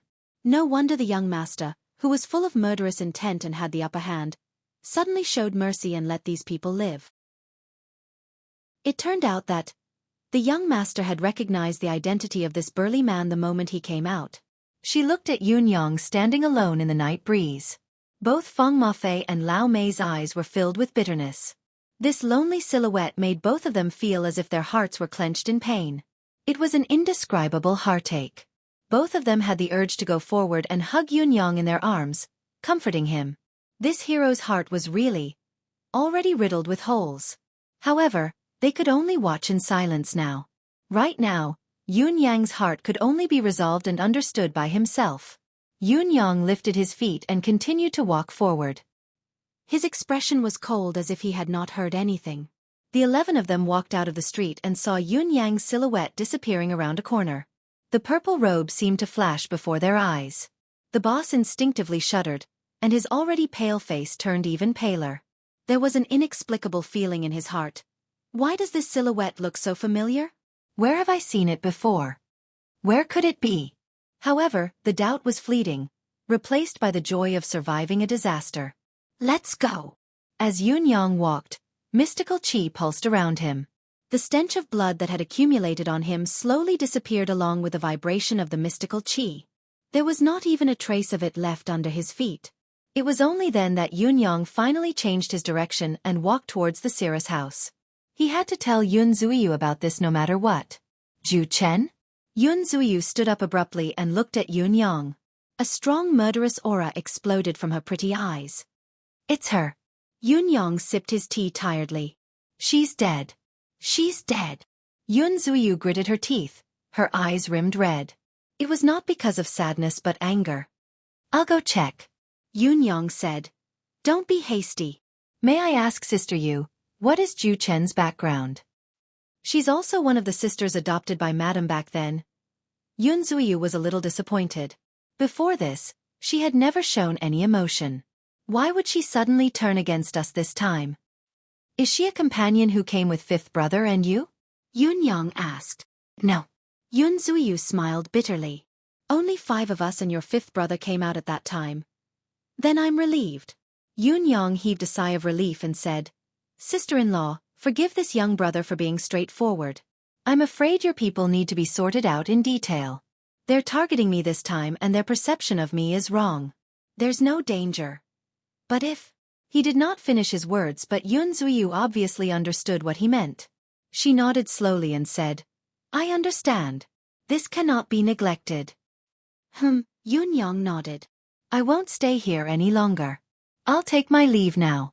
Sister-in-law, please take care of yourself and be more cautious. Watching Yun Yang's retreating silhouette, she stepped out of the Cirrus house alone and disappeared into the night. Yun Zuyu could only feel her heart sinking. She could no longer suppress the intense anger of being deceived. The sister whom she had brought up and nurtured with all her heart had betrayed her. Before her betrayal, she had not even sensed anything. This matter was really too strange. Check who Ju Chen has been interacting with during this period of time. I want the report as soon as possible. Yun Zuyu ordered and then sat down on the chair, staring at the chair where Yun Yang had sat, lost in thought. It was fortunate that Yun Yang was capable and nothing had happened to him. Otherwise, how could she face Hua again? Hua? Yun Zuyu seemed to have thought of something as her expression changed. She stood up at once and dashed out of the door to chase after Yun Yang. However, just as she was about to reach the door, she stopped abruptly, the expression on her pretty face shifting. Yun Zuyu had suddenly thought of something. Just now, and even a few times before that, when Yun Yang had addressed Supreme Flame, he had called him fifth brother. Tonight, the 2 words fifth brother had come out of Yun Yang's mouth once again. And it was not just once. This was obviously not a slip of the tongue. It was the truth, the reality. Yun Zuyu's gaze grew brighter. Those who belonged to the 9 heavens dictum would only address him as fifth sir, or flame sir. There would never be such a term as fifth brother. No one would dare, no one would offend him like this. Only among the 9 Supreme's own ranking brothers would there be such a term as fifth brother. Yun Yang had addressed Supreme Flame as fifth brother, and called her sister-in-law.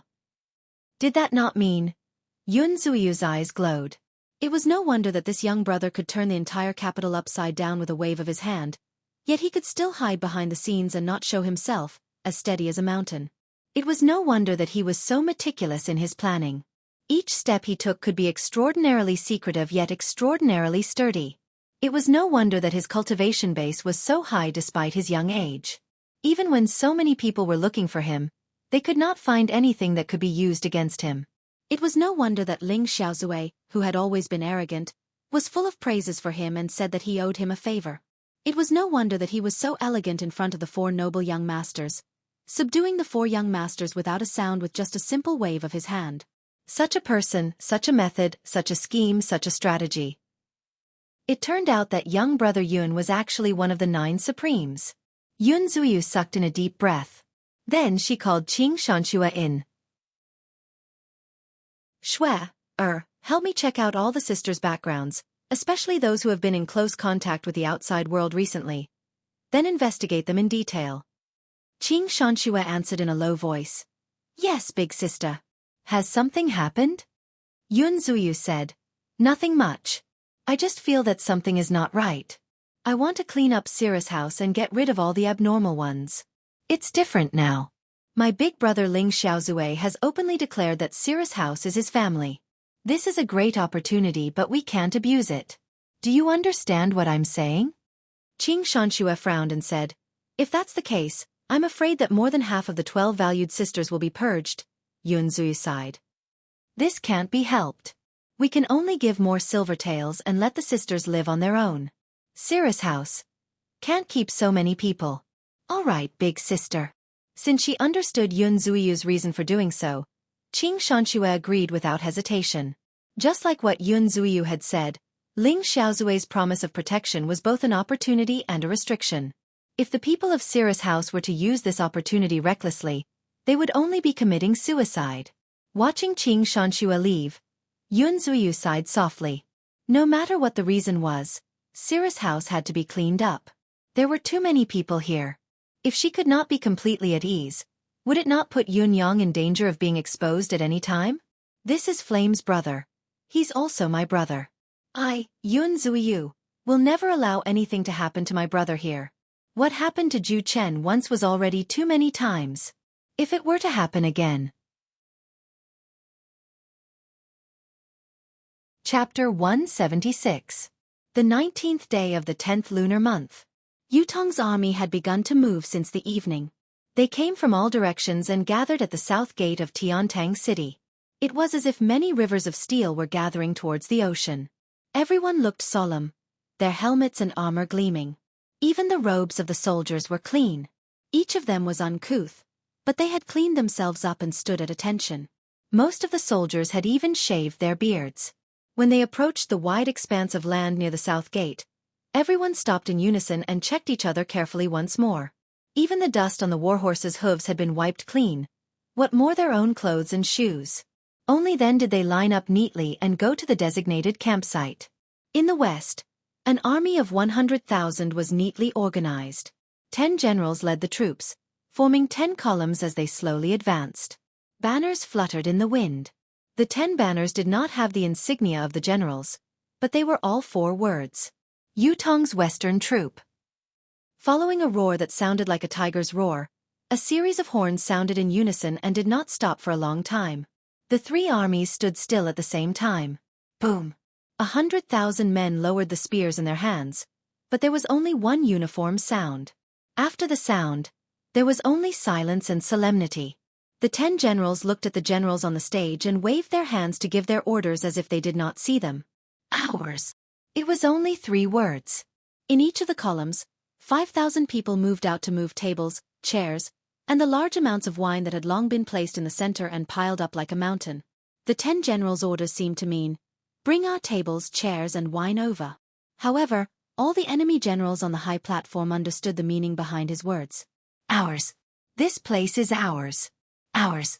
It had only been an hour, and there was no sound at all, but the 100,000 men of the Western Troop were already seated at their respective tables. There were 10 men to a table on average, and they stood in a circle, unmoving like a mountain. Then, another roar resounded in the air. Sit! This sound was like a clap of thunder in the sky. It was the 100,000 soldiers shouting at the same time. Sit! Before his voice faded away, the sound of his voice was still ringing in their ears. Every single soldier of the Western Army sat down in unison. Their backs were straight and they sat upright, including the 10 generals who were leading the army. All of them sat in an orderly manner, not a single hair out of place. He sat down and did not move.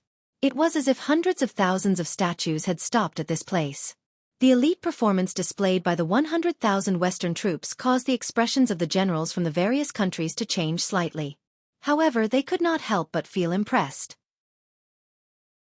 A horn sounded from the north, and 100,000 soldiers advanced like a forest. The same 10 columns, 10 generals. The same bright armor, the same spirit. Yutong's Northern Troop. Flags fluttered in the wind, everyone was calm and composed. Even the horses were extremely calm. Ours. The Northern Army generals roared in unison. Sit! The same formation, the same posture, the same earth, another 100,000 more statues. On each table, there was only one jar of wine. It was enough. The sound of galloping horses could be heard from the south before it stopped. They were packing up their belongings. Then, the same 100,000 men, 10 generals, 10 columns, and 100,000 statues sat down. The East. Yutong's Eastern Troop was Tai Zheng's own army, and also the main formation of this meeting. As the howling autumn wind became more and more violent, the dust that was stirred up by the movements of the hundreds of thousands of soldiers was all swept up into the sky by the biting cold autumn wind, revealing the 100,000 cavalrymen that were already neatly lined up in the east. Another horn sounded as the 100,000 steel cavalry advanced at the same time. It was the same 10 columns and 10 generals. The clanging sound grew closer. The 100,000 horses that were more than the rest of the troops actually maintained a synchronized pace. There was no noise at all. That kind of heaviness, that kind of awe-inspiring, that kind of aura of facing death with equanimity, was naturally displayed in its entirety. Ours! The 10 great generals shouted at the same time. Their voices were filled with pride and a sense of lofty aspiration and lofty aspiration. Han Sanha and the rest stood on the stage, watching quietly, the fear in their hearts growing stronger than before. As famous generals in the world, they were acutely aware of the difference between the Eastern troop and the other 3 troops. When the generals hollered ours, the 100,000 steel cavalry puffed up their chests and lifted their heads in unison. Everyone's eyes glowed with an intimidating glint. At this moment, the eyes of the 100,000 steel cavalry were gleaming like wolves. In fact, even the war horses they were riding on had become ferocious because of this. Yutong's 4 armies. The Eastern troop is the strongest indeed, Han Sanha said leisurely. At this moment, the generals of the various countries all had solemn expressions as they focused their attention on the armies around them. All of them were silently comparing the armies they were leading with the armies they were leading. Yutong's 4 armies, a total of 400,000 men, were organized and disciplined. They did not move from dusk until dawn. As time went by, not only did the soldiers not show any signs of fatigue, they grew more and more excited. The generals of the other countries, who were surrounded by Yutong's 400,000 men, looked calm and nonchalant. Their expressions were carefree, displaying the demeanor of a general. It was midnight. Yun Yang was resting in the residence of Yun. Tai Zheng's wedding should be fine. Yun Yang had been extremely busy these few days. It was better for him to rest for a while. After all, he still had to attend the wedding soon. Unexpectedly, he heard a commotion at the door. A voice called out, "Young Master Yun." The call made Yun Yang's head go numb. Was this not Tai Zheng's voice?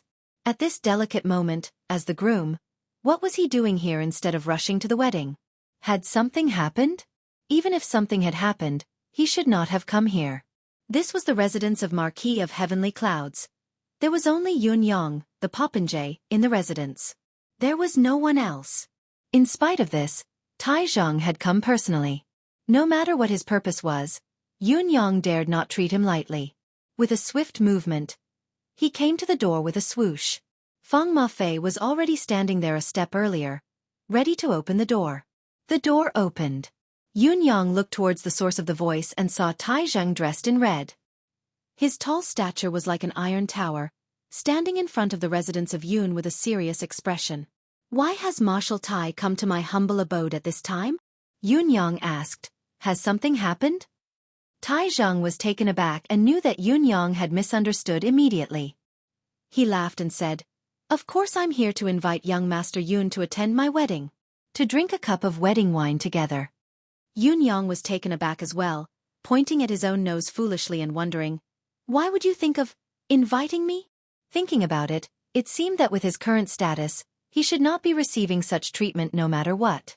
Tai Zheng, Marshal Tai, was the 3rd most important person in Yutong's military, second only to Qiu Zhenhan and Leng Daoyin. He was the bridegroom of today's wedding, coming personally to invite a famous popinjay to the wedding banquet. Tai Zheng took a step forward, his face full of gratitude as he said in a low voice, "How can 30 million taels not be worth a cup of wedding wine?" The corners of Yun Yang's lips twitched as he chuckled humorlessly. "I knew it! That fellow's big mouth can't keep a secret." This was reasonable. How could a fellow like young Master Ma withstand Tai Zheng's questioning? Of course he had sold himself. Yun Yang smiled humorlessly, feeling rather comforted in his heart. This was his sincerity. Tai Zheng laughed and extended his hand. "Young Master Yun, please." At this moment, earth-shattering cheers erupted from the top of Tiantang City's city wall. 2 squads of cavalry rode out at the same time from the left and right, the red carpet rolling forward like waves. It was 100 feet wide, spreading all the way to the stage. Then, Tai Zheng galloped out on his steed. Beside him was another steed with a slender woman riding nervously on its back. Her small hands gripped the reins tightly. She was dressed in a bright red dress, her head covered with a bright red headscarf. There was another lady beside the bride. It was Shangguan Lingxiu. She was dressed in a pink dress, looking graceful amidst her valiant aura. The man accompanying Tai Zheng was Yun Yang. Young Master Yun was still dressed in his almost iconic purple robe. Riding on the back of the horse, he looked rather hot-blooded as well. The groom, bride, groomsmen, and bridesmaids appeared at the same time. Naturally, there was a deafening cheer. A young and handsome assistant general beside him was looking at Yun Yang with eyes filled with jealousy. Speaking of which, there was a reason behind this scene. Tai Zhang had gone to the residence of Shangguan to beg the old mistress a few times to make Shangguan Lingxiu her bridesmaid. In between, Qiu Zhenhan and Lang Daoyin had spoken up for her as well. Only then did it happen. Making Yun Yang the groomsman, on the other hand, was truly an impromptu idea. Tai Zhang was truly grateful for great young Master Yun's generous gift of gold, but he did not know how to repay it. It was only when a flash of inspiration struck him that great young Master Yun's most popular trait was that he was a popinjay. All popinjays loved to be in the limelight, and the only one who was in the limelight after him, the bridegroom, would be none other than being his groomsman. Therefore, he had replaced the assistant general who had long been scheduled to be his groomsman. The adjutant general was a promising youth, a rising star in the military who had been courting Shangguan Lingxiu for a few years. Now that he had the chance to walk on the stage with his goddess, he could not help but feel inexplicably excited despite the fact that he had borrowed the glory of Tai Zheng's wedding. No matter whose wedding it was, they had appeared at the wedding side by side after all, had they not? Even if they could not pursue her in the future, this memory was still beautiful enough. Who would have thought that Tai Zhang would inform him to replace the groomsman just as the ceremony was about to be held? His great opportunity had been snatched away by Yun Yang, who had appeared out of nowhere. How could the assistant general not be filled with resentment? He really wanted to cry but had no tears. Chapter 177. Tai Zheng's wedding had mostly given up on the empire of Yutong's traditional wedding customs for the sake of this grand event. He had brought the bride out with a veil, revealing her face in front of the public. If it had been according to the empire of Yutong's old customs, the wedding of a general of Tai Zheng's status would have been extremely troublesome. However, before Tai Zheng's promise, 2 old marshals had gone to Tai Zheng's father-in-law's home, the minister of the Board of Appointments, to persuade him with kind words. No matter how reluctant the old man was, he could only accept it. Among them, old Marshal Qiu had said something that moved the minister the most. There won't be another woman in the entire continent who can be as glorious as your daughter's marriage. This is unprecedented. Why are you still being so pretentious? The old minister was enlightened when he heard it, beaming with joy and no longer had any objections. Under the watchful eyes of the public, the 400,000 troops that had gathered here cheered at the same time when they saw Tai Zhang and the bride walking side by side. The howls of wolves rose and fell in an instant. For a moment, it was as if a pack of wolves was howling at the moon outside the south gate. This group of men in the army finally had the chance to vent.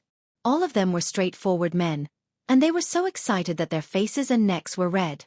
Tai Zhang was not offended at all as he guffawed and said loudly, "Silence! Silence! F***CK. You bastards, your father has already entertained the wedding today.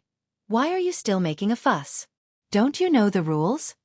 In front of the 100,000 steel cavalry of the Eastern Troop, 10 generals stood up abruptly and howled, "We want to see the bride. This is the rule, do you understand?" The 100,000 troops roared excitedly, "We want to see the bride. This is the rule." Then it was the Northern Troop. "We want to see the bride. This is the rule." The Southern Troop, the Western Troop. One after another, from all directions, all of them wanted to see the bride's number, and all of them claimed to follow the rules. Tai Zhang did not know whether to laugh or to cry. He hollered, "Your father hasn't even seen it myself. What the F***CK are you looking at? What F***CK are you looking at?" The 400,000 people roared at the same time, their words becoming more and more casual as they went straight for the color of the bride. "Ha ha ha." Immediately, the crowd laughed until they staggered from side to side. On the stage, Han Sanha and the other enemy generals exchanged glances and stood up at the same time, shouting in unison, "We want to see the bride too. We will abide by the rules too." Howl. The entire area outside the south gate was in an uproar. Howls of wolves could be heard everywhere, be it friend or foe. There were even tens of thousands of fellows who were eager to see the world in chaos. They stuck their fingers into their mouths and whistled sharply. Imagine, what would happen if tens of thousands of people whistled at the same time? For a moment, roars of laughter, wolf howls, and whistles filled the air. Tai Zhang guffawed and led the bride, groomsmen, and bridesmaids to the stage. Behind the procession of the newcomers was the royal edict of congratulation. This was also His Majesty's order. No matter what, they must not steal Tai Zheng's limelight today. Up on the stage, the eunuch who delivered the decree read it to Tai Zhang in a low-key manner before leaving quietly, almost as if he did not exist. What followed was a sudden silence at the city gate. A troop of men and horses exited the city slowly. They were clad in black armor and rode at an extremely slow pace. The person leading the group was an old lady with a walking stick in her hand. She was strolling over while beside her was the Emperor of Yutong, who was dressed in bright yellow but was dressed casually. His Majesty supported old Mistress Shangguan as he walked over slowly. Behind both of them was a huge plaque. There were 4 words painted in gold on it. It was His Majesty's handwriting. The Shangguan family of generals. What was more eye-catching than the plaque were the people who were carrying it. It was 6 children who were carrying the plaque forward with all their might. Behind them were 3,000 royal guards dressed in black. The Shangguan family of generals had to be there for a militant event. There was also the Emperor of Yutong, His Majesty, Yu Peiza. He had come personally, dressed in casual clothes, showing that he was attending this event in his private capacity. On the stage, Qiu Jianhan and Lang Daoyin stood shoulder to shoulder at the front of the stage while Tai Zhang stood beside them. The 3 of them stood there for a moment, pausing. In the empire of Dongshuan's camp, Han Sanhe stood up solemnly and walked forward slowly, standing shoulder to shoulder with Qiu Jianhan and Lang Daoyin. Then, an old general with white hair and beard from each of the other 3 empires stepped forward at the same time.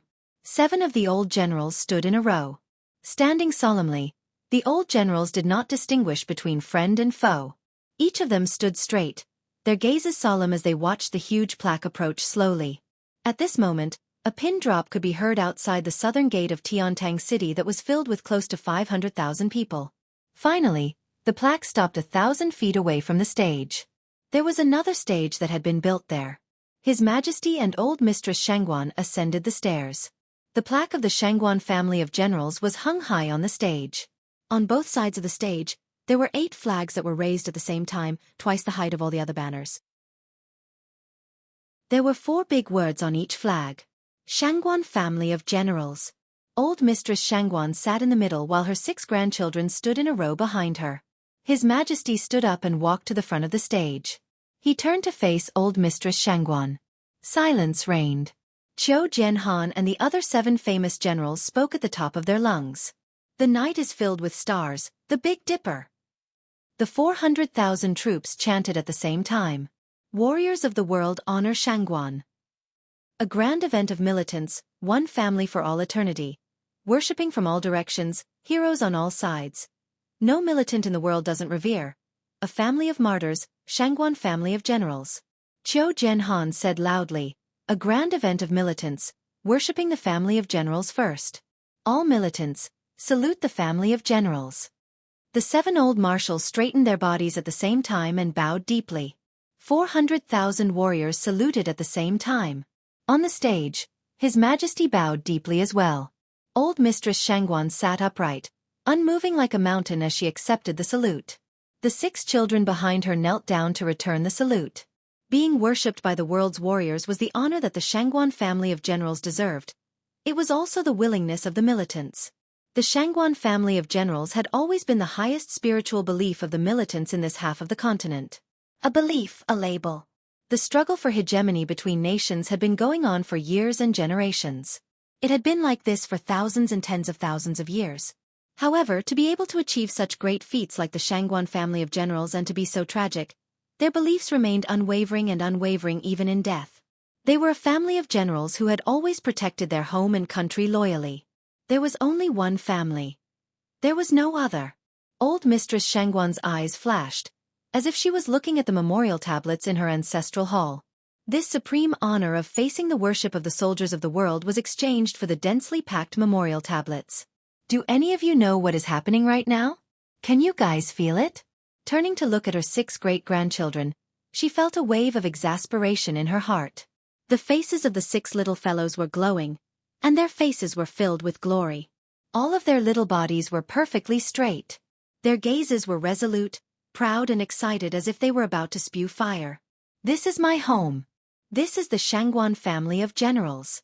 When I've grown up, I'll guard the Shangguan family of generals' honor as well. This was the common thought in the hearts of the 6 children. However, the old mistress could see through the children's thoughts and could only sigh inwardly. Guard the family of generals' honor. It's easy to say, but do you know what you need to pay? It's something that you dare not even think about. If one of these 6 children could have a good end in the future, I believe that the ancestors of the Shangguan family of generals would be smiling in the afterlife. However, the Shangguan family of generals had gone through 4 generations and more than 150 years, but none of the men had been able to escape the fate of dying in battle. Could anyone among these 6 children really break this? The ceremony of the world's famed generals paying homage to the family of generals announced the official start of today's military wedding. Old Mistress Shangguan stood up and invited His Majesty to take a seat. Today, everyone, including His Majesty, was actually just a spectator. The main character today was Tai Zheng and all the soldiers present. Qiu Jianhan and Lang Daoyin went over to sit, their seats right next to Han Sanhe. Han Sanhe nodded with a smile. Qiu Jianhan snorted and turned his head away while Lang Daoyin rolled his eyes, ignoring him as well. He had suffered at the hands of this bastard on the battlefield for decades. How could he still be nice to him? Moreover, there might be a series of battles after today, and it would all be started by this person. Han Sanhe smiled. The saber and sword duo are still as straightforward as ever. Qiu Jianhan and Lang Daoyin could clearly tell that the saber and sword duo Han Sanhe was referring to was definitely not a hero but a bear. Exasperated, they turned around and said, Han Sanhe, your father will make you drunk today. Han Sanhe shrugged, smoothing his hair as he smiled faintly. This old man is so scared. Lang Daoyin was so angry that his stomach hurt as he panted heavily. This old man is the master of ceremonies today and bears great responsibility. I won't hold a grudge against an old thing like you. Qiu Jianhan's expression was dark. A few old generals from the 3 empires looked over in a gloating manner. It's really been a long time since I've seen the saber and sword duo, you bears. You're even more glorious than before, even more deserving of your name. If the first half of the sentence was not taken into account, it would be a compliment, but the first half of the sentence was even more heart-wrenching.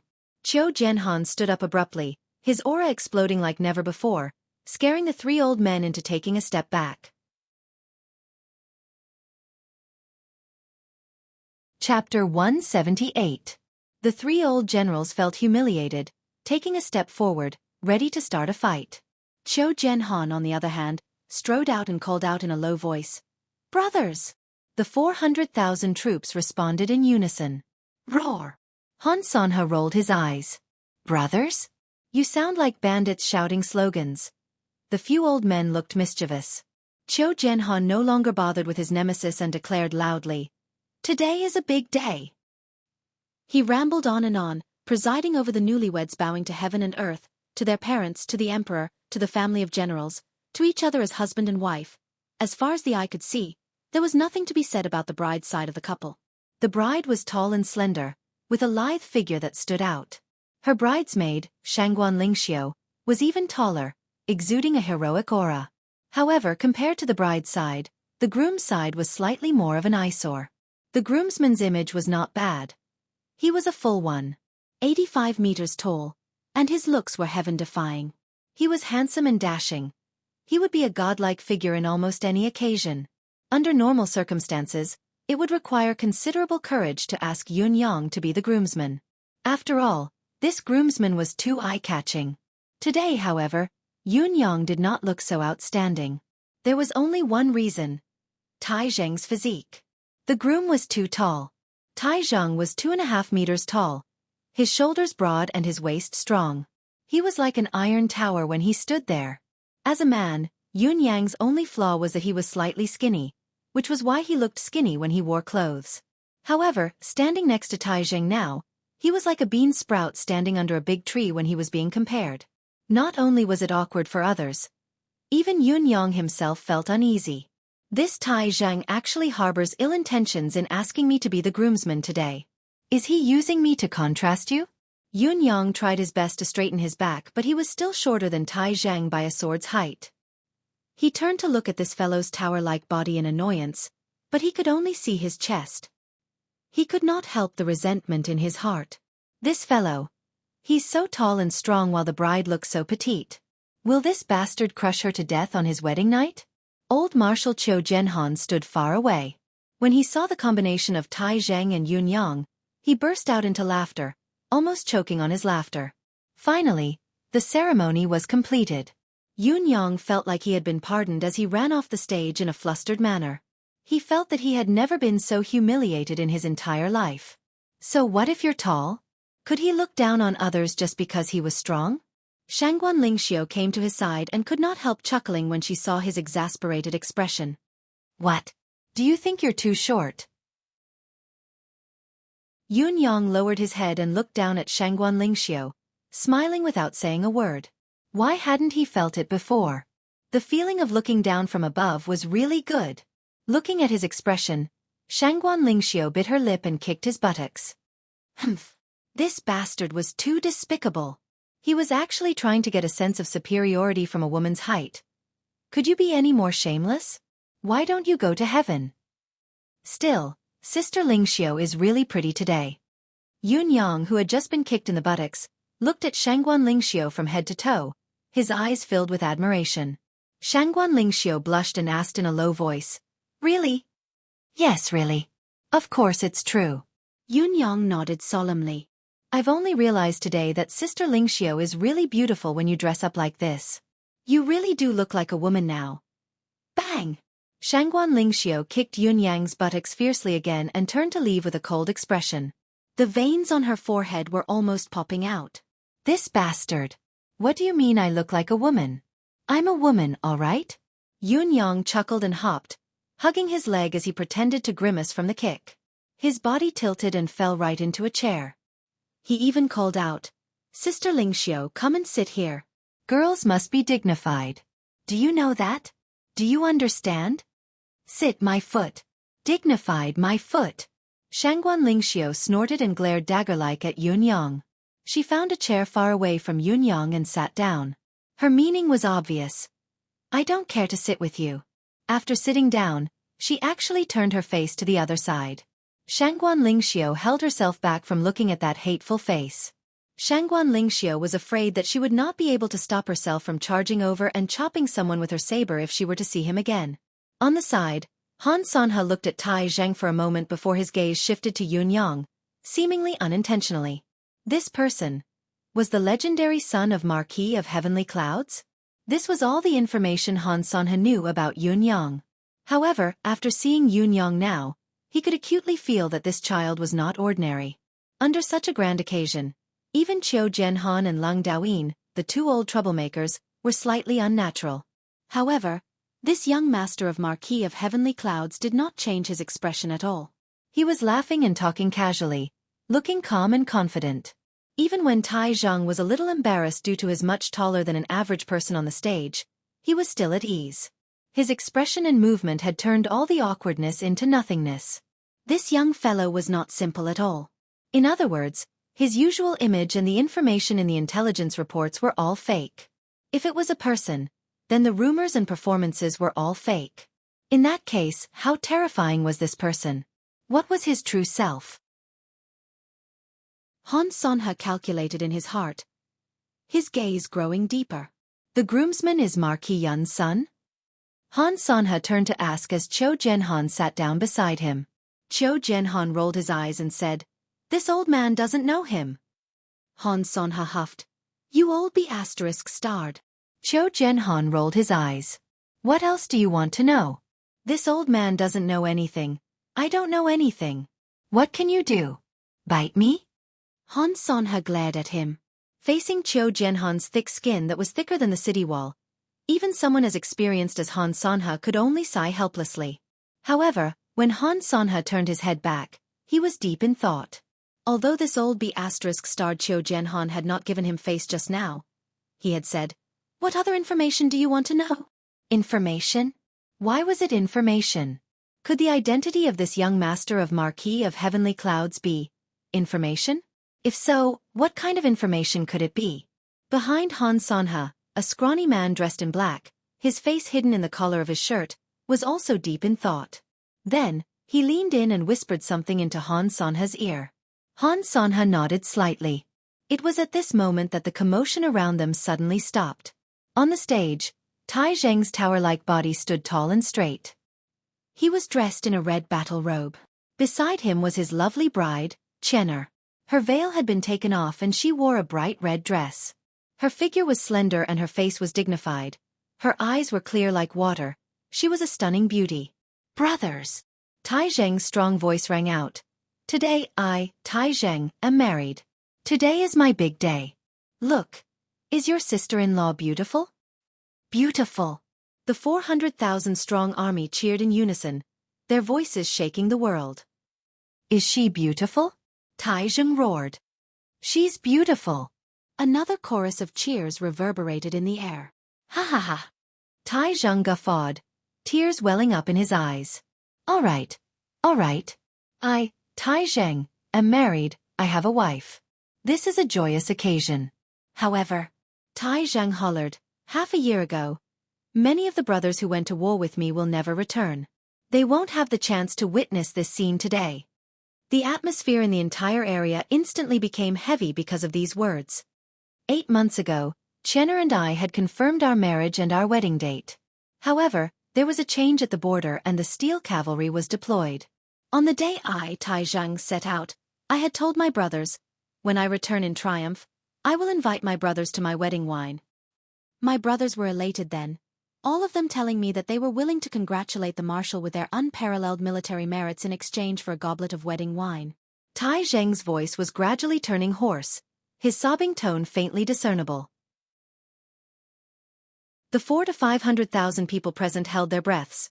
Their eyes widened as they focused their gazes on Tai Zheng, who was speaking. I, Tai Zheng, had said, as long as we can return in victory this time, everyone will have a goblet of wedding wine. Tai Zheng's Adam's apple bobbed up and down, the sound of phlegm thick in his throat. He could barely control his emotions. In this battle, more than 100,000 of my comrades and brothers have perished. Tai Zheng said hoarsely. I can remember every single word they said to me, they echo in my ears every single day, but they have never returned. The wind howled, the sky moaned. More than 400,000 warriors were silent. Many of my brothers who said that they would exchange their unparalleled military merits for a goblet of wedding wine are lying on the battlefield now. Tai Zheng's tall and straight body could no longer control his trembling, his tears finally falling to the ground. Everyone's fists were clenched tightly, their gazes focused on Tai Zheng, as if their gazes had solidified into something solid.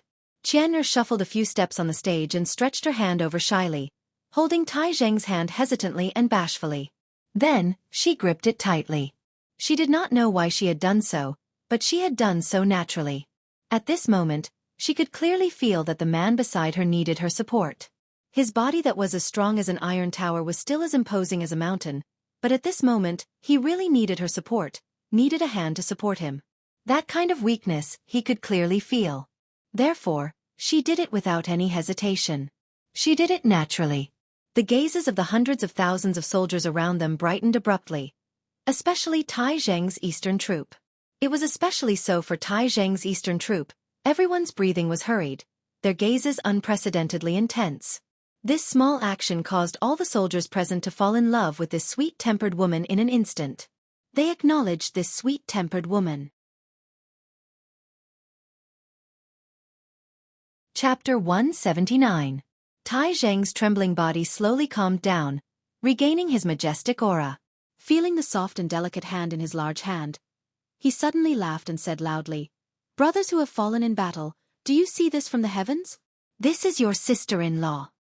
It was on that day that I, Tai Zheng, swore that all my brothers, be it dead or alive, as long as I, Tai Zheng, am still alive, this wedding will continue. Then, my wedding wine, be it in heaven or on earth, will everyone have a goblet. This goblet of wine belongs to Yutong's militants. Tai Zheng's voice was like thunder, like a thunderclap in the clear sky, deafening to the ears. This goblet of wine belongs to Yutong's militants.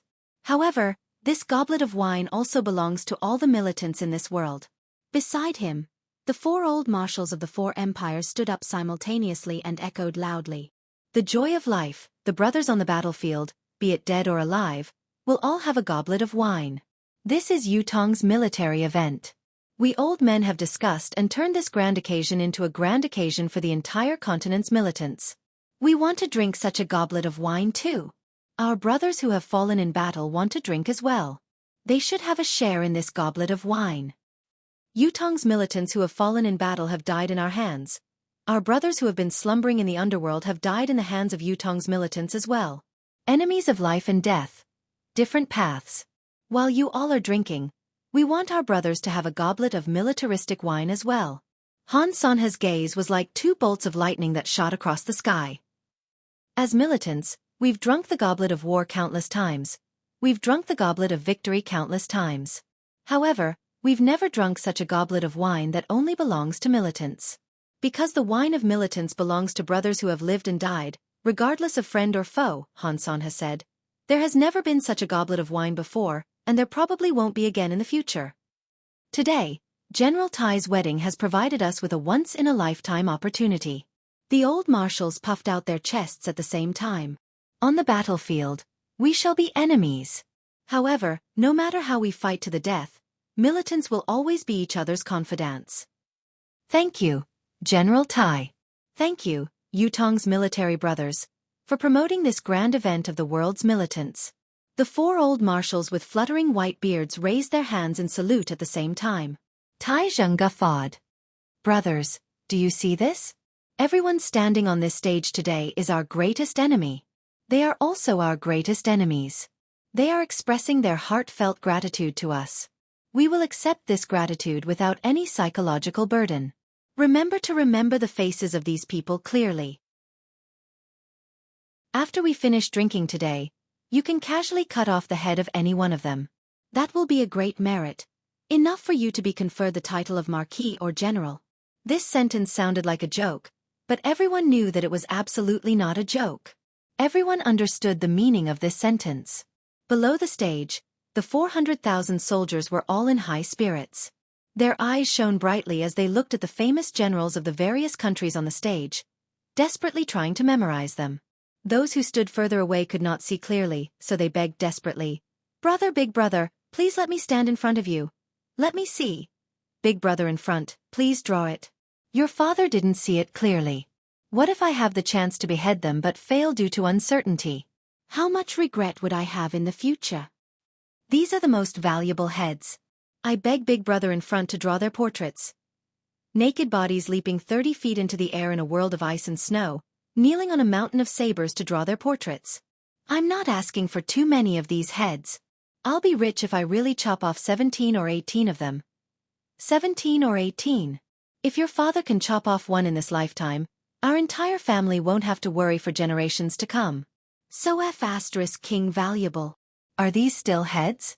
This is practically a golden path. F** King hell, the more I look at them, the more I feel that these heads are really handsome. For your father's future as a marquis and nobility, all of you will be sacrificed. What kind of feeling was it to have 400,000 soldiers staring at one's head and knowing very clearly that these 400,000 soldiers wanted to chop off one's head? Han Sanha and the others were not afraid, but they could not help but be caught between laughter and tears. Serve the wine. Tai Zheng howled. Countless soldiers began to bustle about, moving pot after pot of wine onto the stage. This wine was no longer a secret to many of Yutong's soldiers. However, to the famous generals of various countries, their eyes lit up. When they saw the name on the pot of wine, their breathing grew heavier. Blood of the hero. Was this the name of the wine? When they looked at the line of words that followed, it made everyone's blood burn like a flame. Loyal heart and blood to defend the country. Loyal soul of steel to build the fortress. These two sentences were applicable to Yutong's soldiers, but they were also applicable to all the soldiers in the world. Loyal soul and blood were not limited to Yutong.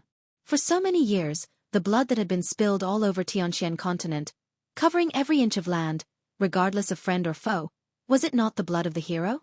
They were all defending the country. They were all building the fortress. Suddenly, their blood was boiling. Bang, bang, bang. The moment the mud seal was opened, the aroma of wine permeated the air. The dark red wine poured into the bowl. It was truly the color of fresh blood. The first goblet, Tai Zheng said, to Yutong, to His Majesty. On the stage far away, His Majesty did not expect to be involved. He stood up and said with a smile, "Today is a grand event for the militants. I am only here to observe the ceremony. There is no need for a toast. Tai Zhang said. Your Majesty has been kind to this humble official and the soldiers of my generation. How can I not offer this goblet? This official shall drink first as a sign of respect. Behind him, the 6 old marshals of the 5 empires and hundreds of generals raised their goblets at the same time, toasting His Majesty from afar. They raised their goblets and downed the contents. Words could not be spoken, but they were all in the wine. His Majesty's heroic spirit rose and he shouted, Good! He then picked up the goblet and downed it in one gulp. He knew why the soldiers were toasting him with the first goblet. It was because he had done something that no other emperor could or dared to do when he was still on the throne. He had gathered all the generals of the enemy forces in the nation's capital to sit together and drink to their heart's content. Such magnanimity surpassed his predecessors, and it was hard to find a successor. This goblet of wine was toasted by all the generals of the continent. Although the gist of it was not stated, the meaning was clear. Based on this alone, His Majesty was worthy of the title of the greatest emperor throughout the ages. It was because he understood this that His Majesty drank this goblet of wine delightfully. It was glorious. There was even a feeling in his heart that with this goblet of wine today, he could face the past emperors with his head held high even in death. He could face them with pride. The second goblet. Tai Zhang was still facing them. To the family of generals. All the generals raised their goblets in unison. To the family of generals. Old Mistress Shangguan stood up shakily. Without a word, she picked up the goblet and downed it in one gulp. Behind her, the 6 children were flushed and trembling. They did not drink, but they looked like they were drunk. The third goblet. Tai Zhang hollered. To all the brothers of Yutong's military who are still alive. With a long howl, the 3 armies stood up at the same time and raised their goblets in salute. There was a loud bang in the sky, and a communication rocket rose into the sky, crackling. Along with the sharp sound of breaking through the air, there seemed to be an explosion in the distance at the same time, spreading in all directions. One after another, the communication rockets got further and further away, but they were closely connected. In the blink of an eye, they were already thousands of miles away. A quarter of an hour later, Tai Zhang raised his goblet. Brothers! Cheers to this goblet! 400,000 warriors raised their goblets at the same time and gulped down the wine. Yutong's soldiers stood up at the same time, raising their goblets and downing the contents in one gulp. There were tears in their eyes, but the blood in their chests was burning fiercely. After a long time, the sound of rockets exploded in the camps of Yutong's borders. All the warriors stood up and raised their goblets. Marshal's wedding, let us brothers drink. The warriors from all sides drank their goblets in one gulp. The fourth goblet. Tai Zhang's voice was intense as he hollered into the sky. To Yutong's brothers who have fallen in battle. Tai Zhang, a toast to all of you. May your souls not be far away. Do not forget Yutong in the afterlife. If there's a next life, let us fight together again. Amidst Tai Zhang's loud cry, all Yutong soldiers stood up to salute once more, their faces solemn. The fragrance of wine permeated the air, shooting straight into the sky. In front of all the military graves, the soldiers who had been waiting solemnly poured the wine in their hands onto the ground. Brothers, drink. This is our marshal's wedding wine. It's also our marshal's promise that day. This is also the wine that all of you should drink. A bowl of crimson heroes' blood was placed in the homes of the families of the fallen warriors. It was like the blood of the heroes, still flowing intensely. Each family received a bowl of wine and a tael of silver. It was not a lot of money, but it was Tai Zhang's best effort. This was a return gift to his brothers. At the border, there was also the blood of the heroes that was slowly sprinkled onto the graves. Brothers, the wine is here. The crimson wine that resembled blood slowly seeped into the ground while the tears of the soldiers who stood solemnly dripped onto the soil. This is Marshal's wedding wine, the wine that we've promised to drink to our heart's content on Marshal's wedding. The afterlife is not far away. The souls of the heroes are still here.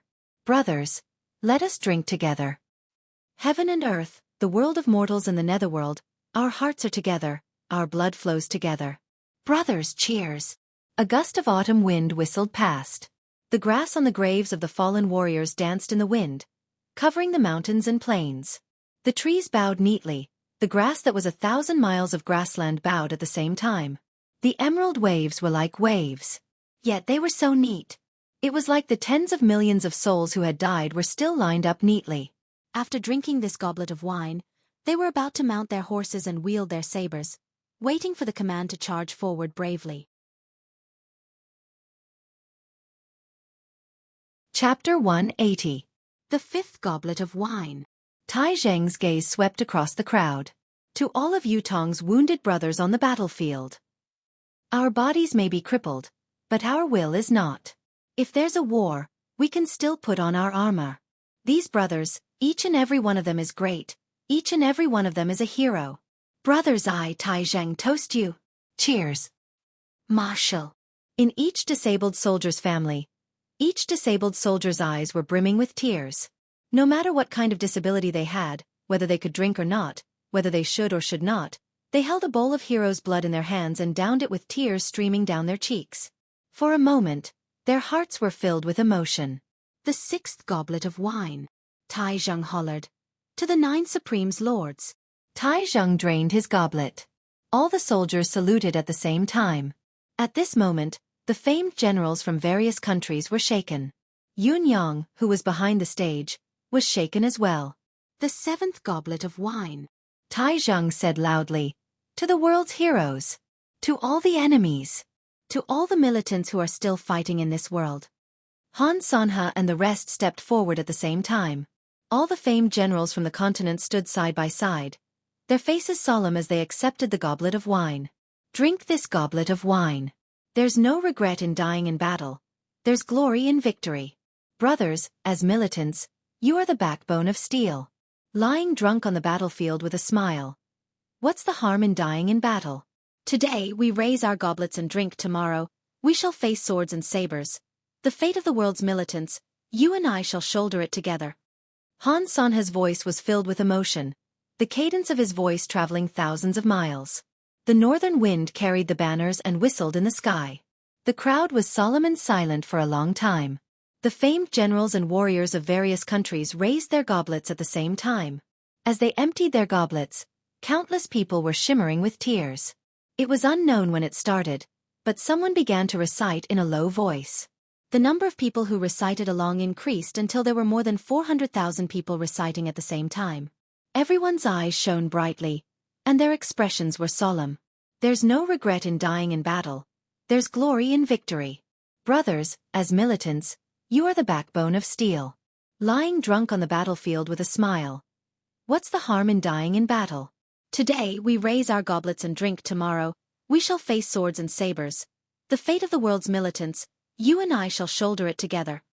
Their voices were like rolling thunder, rumbling on the ground and in the air. The Eighth Cup. Tai Zheng hollered, a salute to all the military brothers who have perished on the battlefield. This cup of wine was a shared glory. This cup of wine was a forgotten grudge. This cup of wine, let us meet again in the next life as brothers. With this cup of wine, let's fight again in our next lives and be enemies again. Boom! The entire place was burning with excitement. Countless people shouted at the top of their lungs, we'll be brothers again in our next life. Let's fight again in our next life and be enemies again. All of them were shouting themselves hoarse, and their eyes were bloodshot. Han Sanhe and the other generals' eyes were red as well, tipping their heads back to finish the wine in their goblets. Feeling the scorching alcohol coursing through their veins, Han Sanhe and the rest felt their blood boil. This was a soldier's wine. This was the wine of a soldier. In this half of his life, he had already lost count of the amount of wine he had drunk, but this was the first time he felt that the wine had touched his heart. It didn't matter if they were alive or dead, injured or disabled. As long as they were in the army, as long as they were on the battlefield, it didn't matter if they were now or not, all the brothers in the army had a share. The blood of the hero. Han Sanhe took a pot of wine and stared at it for a long time before sighing, good wine. Pouring a bowl, he closed his eyes, 2 drops of tears trickling down the corners of his eyes as he downed it. It's really good wine. From now on, the blood of the hero will be exclusively provided by Dongxuan's army. Han Sanhe was determined. No matter what those bastards come up with, I'll only drink the blood of the hero when I'm in the army from now on. Because this is the wine that all the soldiers in the world should drink. Life and death, victory and defeat, all the soldiers shall drink this bowl of wine together. Sharing the blood of the blood of the hero flows. Drinking the blood of the hero together, this is the blood of the hero. The other old generals were left to savor the aftertaste as well. Which one of these people was not a person of high status and authority? The amount of wine they had drunk in their lifetime was uncountable. Although the hero's blood wine wasn't ordinary, it wasn't at the level of being too high class. However, everyone was full of praises for the wine, the aftertaste lingering in their minds. Those who had tasted the wine could not help but feel that if they did not drink the blood of the hero when they drank with their brothers in the army in the future, what was the point? The 9th goblet of wine. Tai Zheng closed his eyes. To the wives of the soldiers in the world, to the mothers of the soldiers in the world. At the same time, to my wife as well. I wish to be with my wife forever. I wish to grow old together as husband and wife, to watch our children and grandchildren fill the house. I wish for the world to be at peace, for everyone to be healthy, for every family to be happy. The soldiers suddenly fell silent. But I might not be able to do it. I'm a soldier of Yutong. The country is in a precarious situation. I don't know when I'll suddenly go to the battlefield. I don't know when I'll fall on the battlefield forever. Tai Zheng raised his head. But I have no regrets. This goblet of wine is to my new wife, to all the families of the soldiers in the world. All of you have worked hard. When we're alive, all of you live in fear, yearning anxiously. When we're dead, all of you suffer and support your families. Whether we live or die, all of you are the most tired. Not only are you physically tired, you're also mentally tired. To all of you. Tai Zheng raised his head and emptied the goblet. This time, he did not issue a command nor did he rehearse beforehand. However, all the generals, old marshals, and soldiers on the stage stood up in unison, saluting, raising their goblets and emptying the goblets. To all the families of the soldiers in the world. The autumn wind whistled in the sky. Other than the howling of the wind, there was only silence. Old Mistress Shangguan heaved a long sigh. She looked at the bride Qianer, who was dressed in a bright red dress, leaning against Tai Zheng shyly on the stage. Her face was filled with happiness and satisfaction. She could not help but close her eyes softly. Silly girl, you might have been touched by these words, thinking that you found a good husband who's responsible and considerate to you. However, you didn't realize that Tai Zheng's words were all true. More than that, you felt guilt. The wedding ceremony had finally come to an end. His Majesty, old Mistress Shangguan, and the rest had left first. The troops from all 4 sides had left as well. The bridegroom, Marshal Tai Zheng, held a thick stack of banknotes in his hand, feeling like he had suddenly become a millionaire. The generals who had come to congratulate him had come for a drink. They knew how difficult it was for Tai Zheng to hold this grand event of the military. How could they come empty-handed?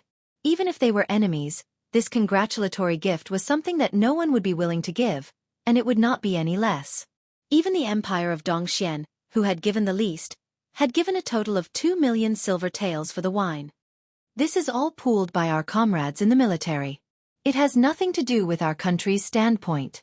It's just that the men in the military have spontaneously pooled their money to celebrate Marshal Tai's wedding. No rejection is allowed. It's our fortune to be able to drink this goblet of wine today, but it's also a disturbance. Since we've benefited from it, we should return the favor. If Marshal Tai insists on not accepting it, it means that he's purposely making things difficult for us. Could it be that he wants us to owe him a favor so that we can take advantage of it on the battlefield in the future? Tai Zheng was left with no other choice but to use both the carrot and the stick. Tai Zheng pondered for a moment before he finally accepted the gift and said, "Let's drink together today. Our friendship ends today. When we meet on the battlefield in the future, it'll still be a matter of life and death. There's no room for negotiation. This is the true nature of a soldier." Finally, Tai Zheng received more than 20 million silver taels as a gift. After a discussion between Marshal Qiu and Marshal Leng, they ordered Tai Zheng to keep 2 million silver taels for himself. Half of the remaining 90% of the gift would go to the national treasury while the other 40% would be distributed to the disabled and the families of the martyrs. Why are you still giving it to me? What do I need so much money for? Wouldn't it save more casualties if it's all given away? Tai Zheng was obviously dissatisfied with the outcome as he grumbled loudly. Qiu Jianhan looked at the rash young man with pity and sighed. On the other side, Tai Zheng's father-in-law, the president of the Board of Official Appointments, was glaring at a certain someone with an eerie gaze. Even his newly wedded bride was looking at Tai Zhang anxiously. He had forked out the wine money and purchased all the necessities for the wedding, as well as many items for the border. Tai Zhang's current net worth, to put it nicely, was to say that he was struggling to make ends meet. To put it bluntly, he was penniless, a pauper. This description was not fake at all. If Tai Zhang's method of distributing the monetary gift was followed, this fellow would have to go to the general's houses to ask for money for his dinner when he returned, or else he would have to rely on his wife's dowry to fill his stomach. It was a shame that this fellow was still shouting, "What do I need so much money for?" Just take it when I ask you to. What the F***ck are you talking about? Qiu Jianhan glared. Tai Zhang's face twitched as he accepted the banknotes. Feeling the heat in his hand, he shoved it to the bride quickly. My wife, you'll be in charge of the money at home from now on. Qian'er blushed to her ears as she thought to herself, what a bastard, giving away the family's power in front of so many people.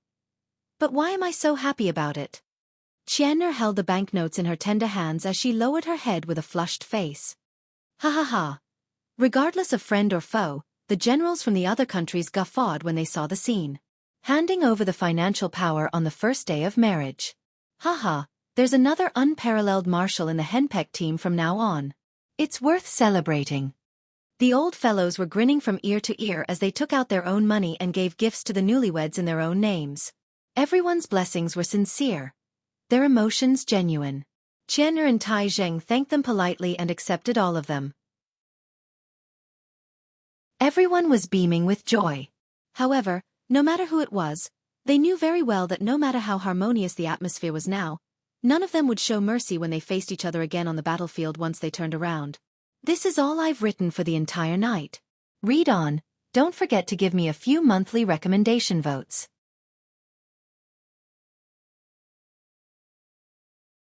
Chapter 181. Qian'er's hands were sore from receiving the gifts, but when she looked at these people, her gaze was gentle but tinged with hostility. She knew very well that her husband was a soldier, and a soldier had to go to the battlefield. Once on the battlefield, life and death were determined by fate. It was either the death of the enemy or the death of one's own men. If something were to happen to her husband one day, then it would definitely be the doing of these people who were giving her gifts with kind smiles on their faces. With this in mind, she still had to accept the gifts from these people. Listening to the sincere congratulation from these people, this pure and kind girl couldn't help but feel a sense of absurdity from the bottom of her heart. By now, Yutong's troops from all four sides had dispersed. Even the tables and chairs that stretched for dozens of miles had been cleaned up. It was as if nothing had ever happened on this quiet piece of land. Finally, it was time for the banquet to end. However, the generals' gazes were filled with reluctance as they looked at the empty field. Was this the end of the matter? Had the military event that had stirred the entire continent ended just like that? For a moment, they felt a sense of loss. I could clearly feel it just now. An old general of Dayuan shut his eyes tightly. I could clearly feel that they were all here just now. They were all drinking with me. The few old marshals who heard this shuddered, their hearts pounding, their minds unfocused. Not only this old general, but all of the old generals present had a very clear feeling just now. Those comrades who had died on the battlefield all these years were gathered around them. All of them were beaming. They were all elated. They were still united in life and death, sharing weal and woe as they had been in the past. Qiu Jianhan heaved a long sigh. So many brothers have been sent away after so many years. On the other side, Han Sanhe sighed slowly.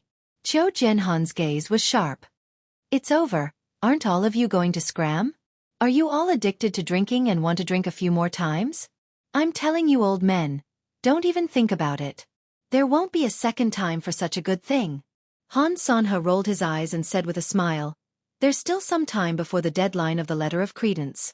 Why are we in such a hurry to leave? Why can't we drink a few more times? You're not willing to entertain us, but who knows if someone else will be willing to entertain us? Lang Daoyin said faintly, Brother Han and you bunch of old killers, stop dreaming. If you don't leave now, I'm afraid it'll really be too late. Tiantang City does not welcome any of you. Each of you bears the blood debt of no less than 100,000 Yutong people. Lang Daoyin spoke slowly. If any accident were to happen here, it would be a pity. Han Sanhe shook his head and said with a smile, Don't lie in front of a real person.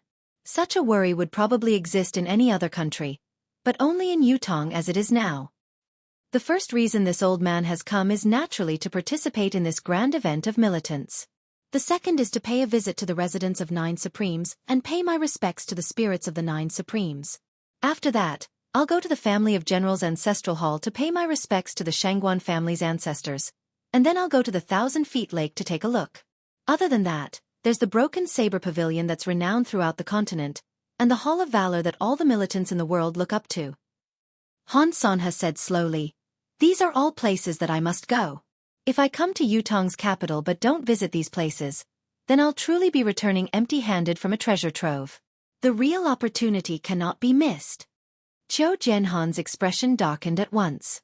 Han San had counted the places: the residence of 9 Supremes, the family of General's ancestral hall, the 1,000 Feet Lake, the Broken Saber Pavilion, and the Hall of Valor. If he were to visit all of these places, it would take him at least 5 days. If he were to drag it out, he could even drag it out in 10 days. Moreover, there were a few places that even someone like Han Sanha would linger around and forget to return. He would never get tired of looking at them. Even staying here for a period of time was something that he could not ask for more than anything else. But now, at such a sensitive time, this old man was acting like this. Could it be that he harbored evil intentions and wanted to make a big move? Old man Han is right. Another old man chuckled and came forward.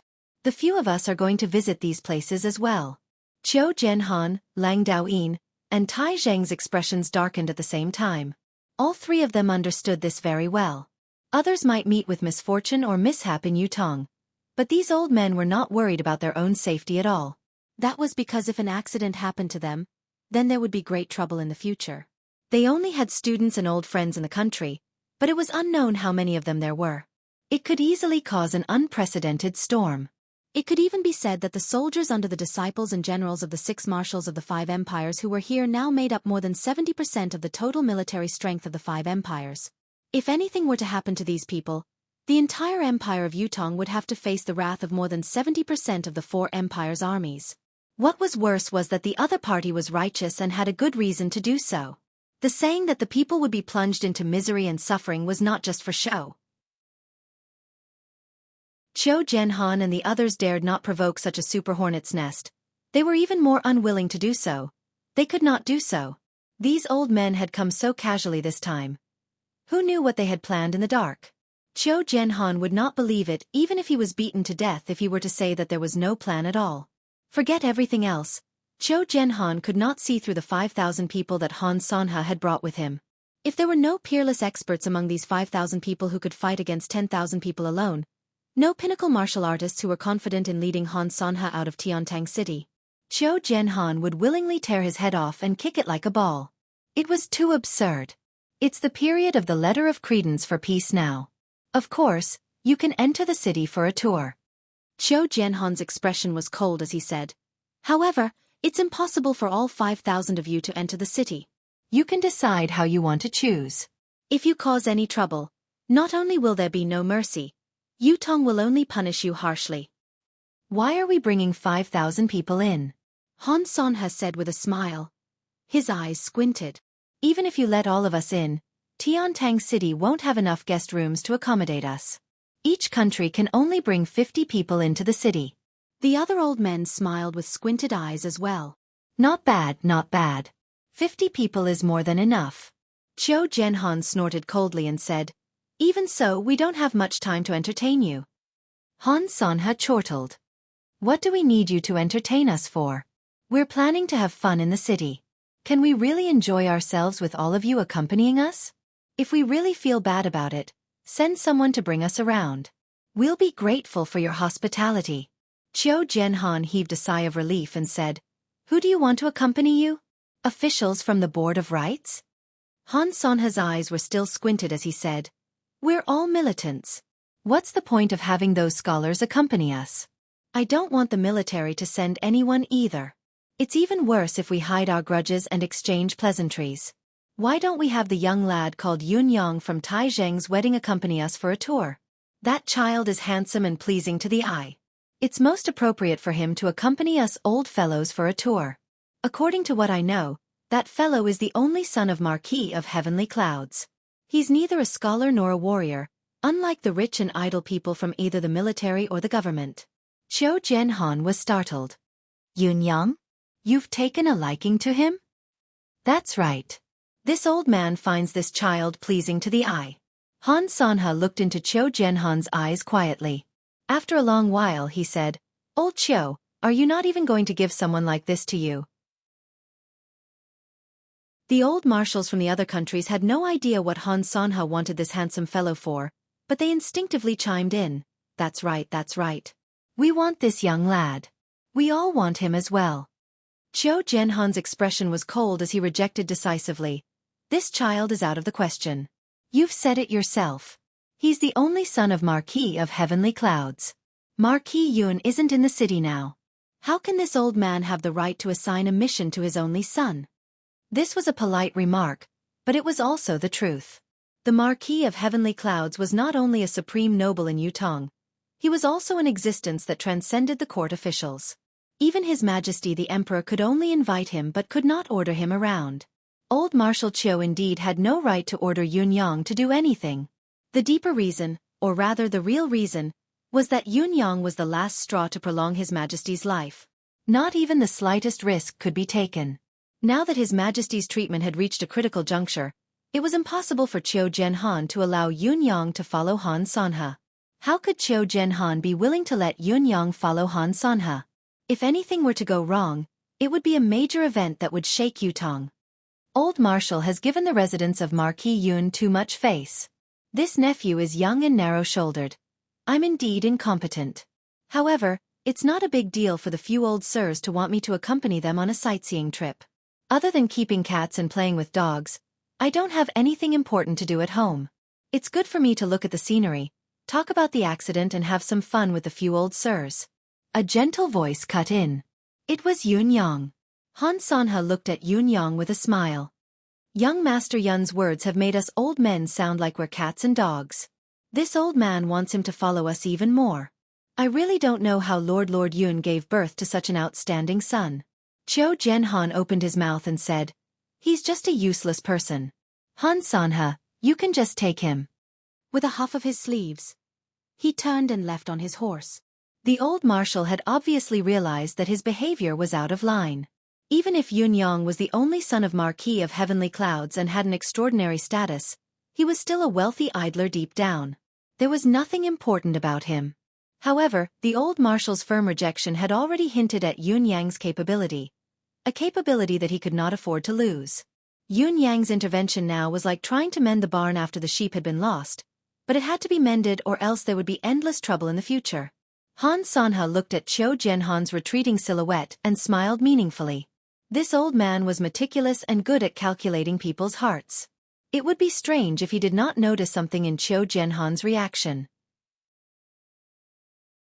Then, young Master Yun, during this period of time, we old folk shall be entrusted to young Master Yun's care. Han Sanhe looked at Yunyang with a smile.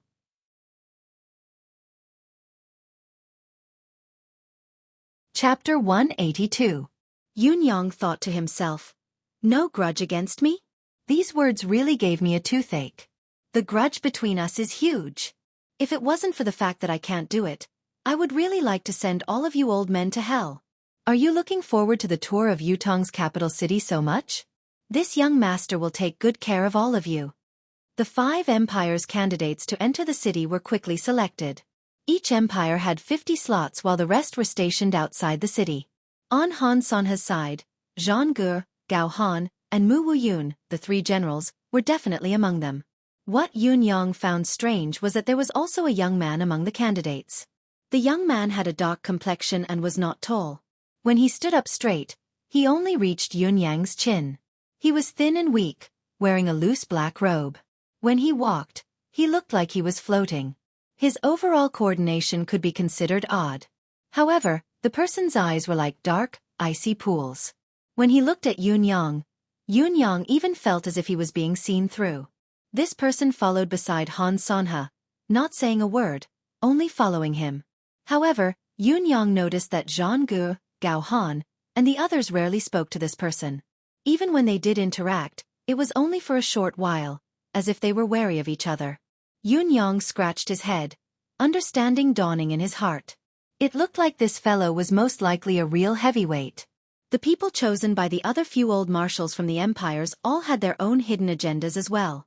With a glance, Yun Yang could see a few fellows who had been intentionally hidden. Although these people were well hidden, who was Yun Yang? How sharp was his eyesight?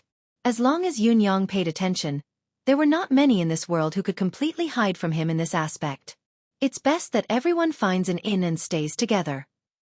Yun Yang suggested, this way, we can maintain a unified movement when we go out for the tour. As long as you listen to my arrangements, there's nothing to worry about. You've found the right person to look for me. There's no interesting place in Tiantang City that I, Yun Yang, don't not know.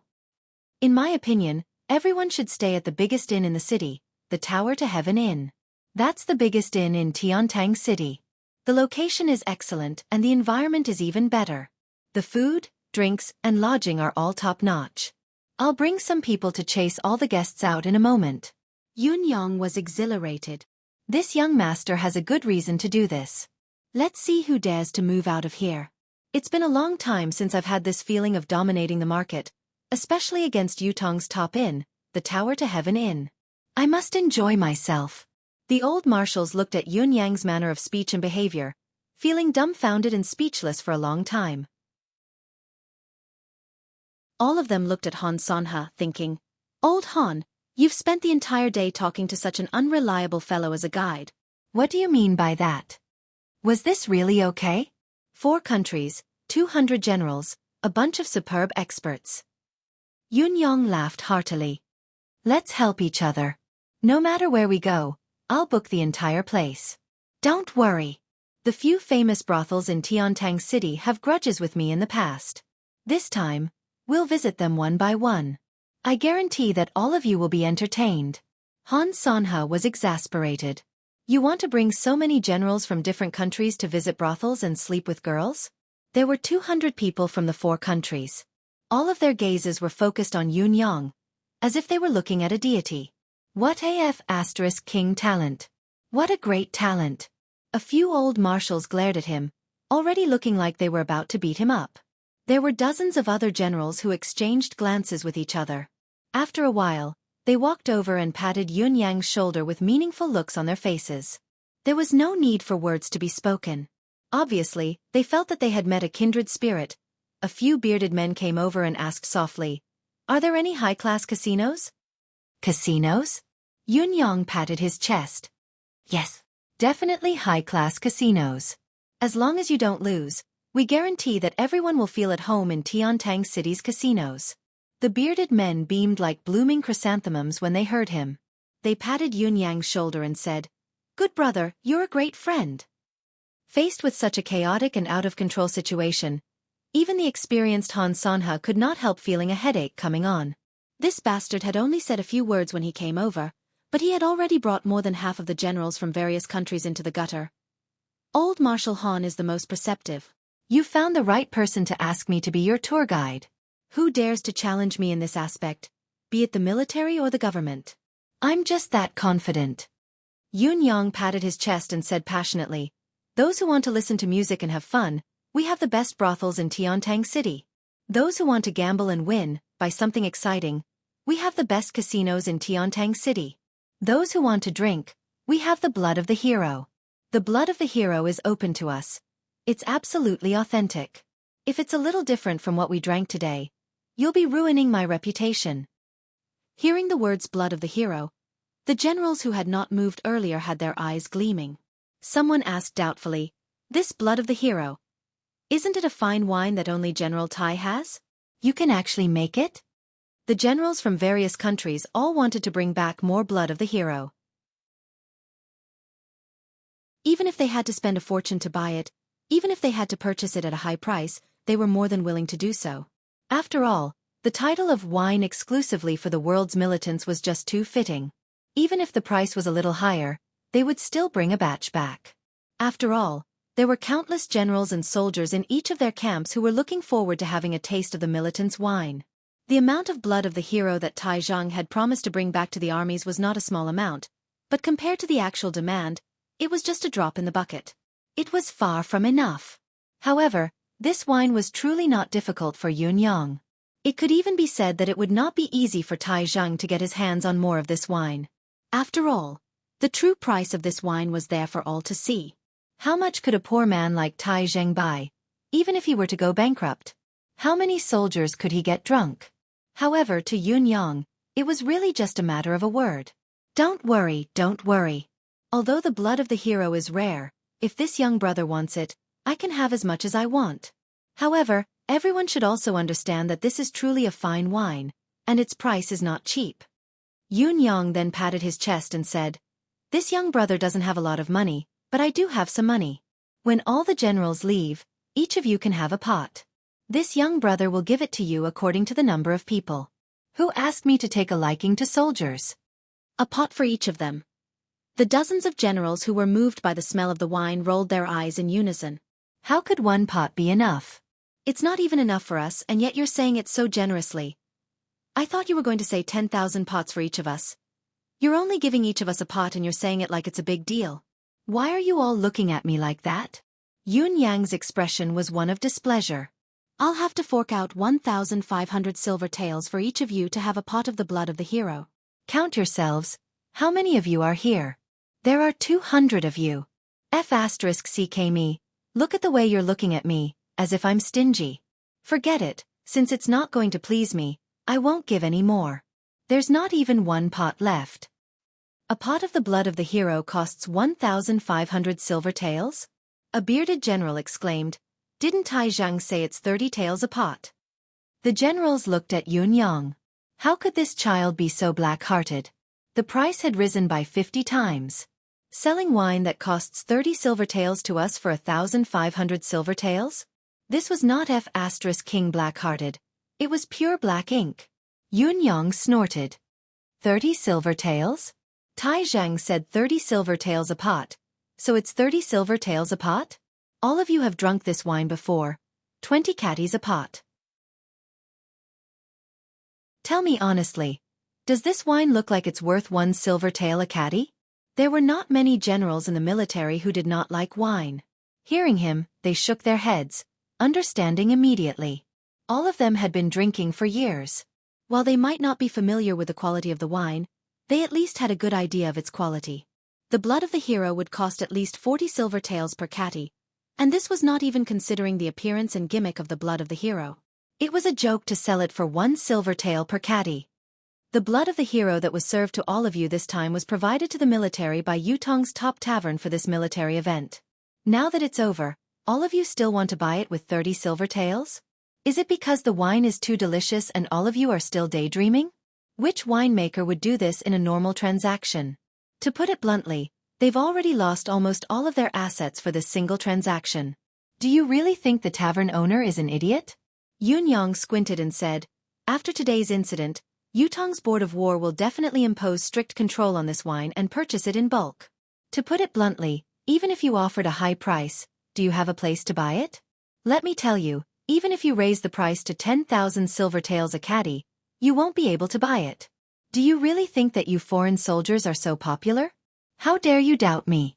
My good intentions are treated as ill intent. Humph. Yun Yang spat and said angrily, forget about the wine, I won't be giving it to you. Pretend I didn't say anything. Go buy it yourselves if you're capable. Let's see who has the ability to buy the blood of the hero from Yutong's top tavern. This topic is too heavy. Let me bring all of you to the brothel and the casino. I still have to say this first, all of you have to fork out your own money. As the saying goes, treat food and drink, not prostitutes.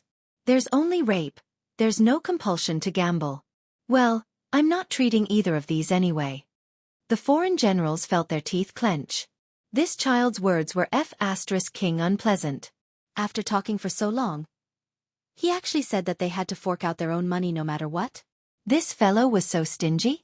However, why did this child's manner of speaking sound so much like someone from the military? Young Master Yun, have you served in the military before? Asked one of the men. Do I look like one? Yun Yang rolled his eyes. Nope.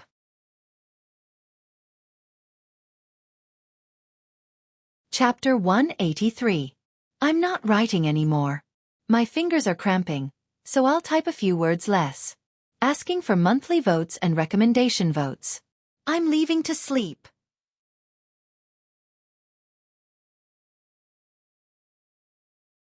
Chapter 184. Yun Yang was eloquent, his tongue as sharp as a knife. The generals were speechless. This fellow had been trying his best to act generous just now, but why had he turned into a stingy cat with sugar all over him now? Not only was he stingy, he was even ready to take some back at any time. In spite of this, everyone was helpless. 99% of what Yun Yang had said was true. That Yutong Premier Tavern must have a thing going on. It was true that they did not like their own country's soldiers but hated and even hated other countries. It was also true that they could not buy the wine. As for asking Tai Zheng to buy it, it was impossible. Yutong's board of military was probably worried about the price to purchase the blood of the hero in the future. Brother Yun, how much can you get? Name your price, I won't return a single coin. A bearded man grabbed Yun Yang's shoulder and said impatiently, "My old son want it all." The generals beside him scolded, "Son, how can you be so shameless? Let's not talk about whether you can buy it or not. What are we going to do if you want it all? Are you asking for a beating?" General Sun's face was flushed red, but he insisted on not backing down. "I'm talking about a deal here. We're willing to pay more. We have more people on our side. What's wrong with buying it all?" The crowd scolded him, all of them indignant. F***CKU. You have more people on your side? Who has less people on their side? Your father still has millions of soldiers on his side. You F***King say you have more people? Is your country the only one that has money? What if we pay more for it all? General Sun was flushed, but he looked at Yun Yang. "Brother Yun, please be fair. I only have one thing to say. I won't bargain." Yun Yang coughed. "How should I put this? General, you're putting me on fire. If a pot of blood of the hero costs 1,500 silver taels, I can get 1,000,000 pots. Do you really want all of them?" General Sun was dumbfounded.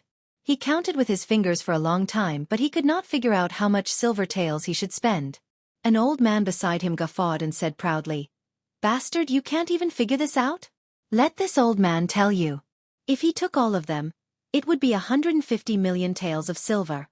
Even if he sold himself, he wouldn't be able to afford it. A pig's nose with a spring onion stuck in it.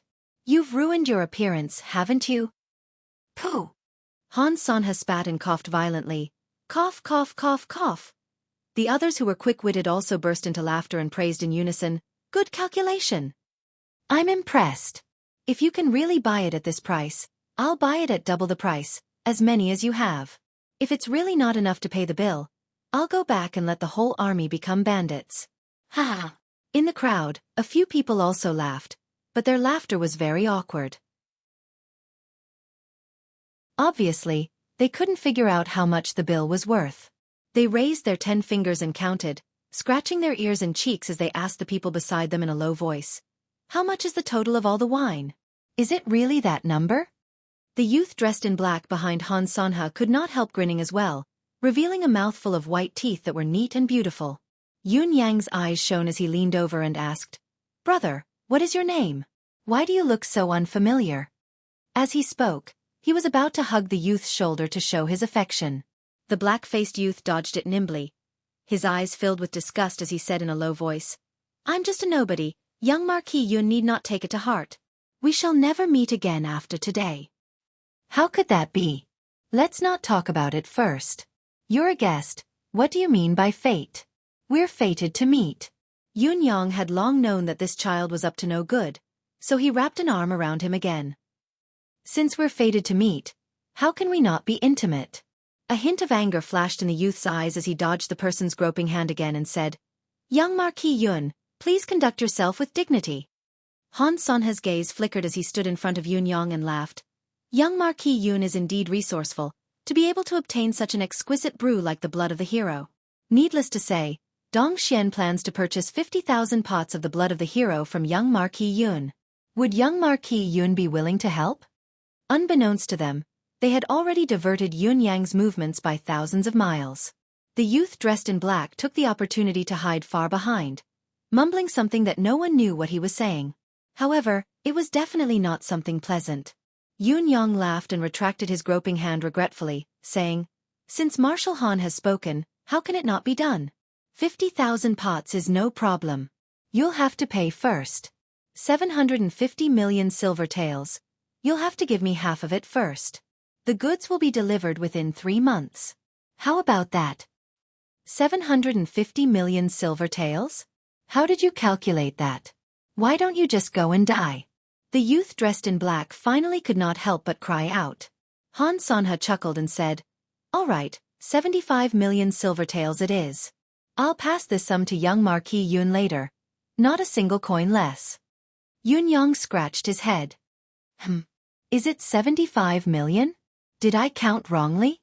He then began to count with his fingers as well. Han Sanha chuckled helplessly. He could see that this guy was purely pretending to be confused. What if he really did not know how to calculate? That would be the biggest joke in the world. It had been a close call just now. If it had been someone else who was not clear-headed and agreed to it, there would have been endless trouble. As the saying went, a man's word was like the wind. If Han Sanha had made a mistake, this fellow before him would definitely go back on his word. "We're indeed selling it at 1,500 silver taels per pot, but we won't mind if you pay 750 million silver taels for 50,000 pots. It's only reasonable for the seller to tip the seller when they're doing business." What's more, this was the price that Marshal Han Sanha had agreed to personally in front of all the famed generals in the continent. Could Marshal Han's words have been nonsense? Of course, he would not give the money to him, but his reputation would be ruined along with it. No matter how expensive this wine is, we still have to bring some back. Otherwise, won't we be blamed to death by our brothers when we return? A general shook his head and sighed when he saw Han Sanha starting to buy wine. Yun Yang asked curiously, "Didn't General Tai prepare some for you? Didn't you make a request beforehand?" Han Sanha chuckled. "Young Marquis Yun is well informed indeed. You know that we made a request beforehand." Yun Yang laughed. "Why would Tai Zheng hide this from me? I'm his groomsman, I was there. Have you all forgotten?" The group thought about it and agreed with him. An old man pursed his lips and said, "A groomsman who can only reach the groom's stomach when he straightens his back. We've all seen it. You don't have to say it so gloriously. Young Marquis Yun, we'll remember your grace and glory forever. We won't dare forget it." As he spoke, the group of unscrupulous fellows guffawed. Yun Yang rolled his eyes and said, "I'm not bad, am I not? Unlike some of the 200 of us. Forget the groom's stomach, he can't even reach the groom's buttocks. Isn't that right, some of you?" As he spoke, he glanced at a tanned youth who was hiding at the back purposely to provoke them. The youth's eyes were burning with anger. If he had not restrained himself, he would have charged out and fought Yun Yang to the death. How did I end up being the victim of this conversation? The group chided him jokingly, "Let's talk about the wine, let's talk about the wine." One of them grumbled, "That Marshal Tai of yours is really stingy. He's only given a quota of 20 pots for each country. What can 20 pots do? If we really bring these 20 pots back, it'll be gone with just a sniff, not to mention drinking it."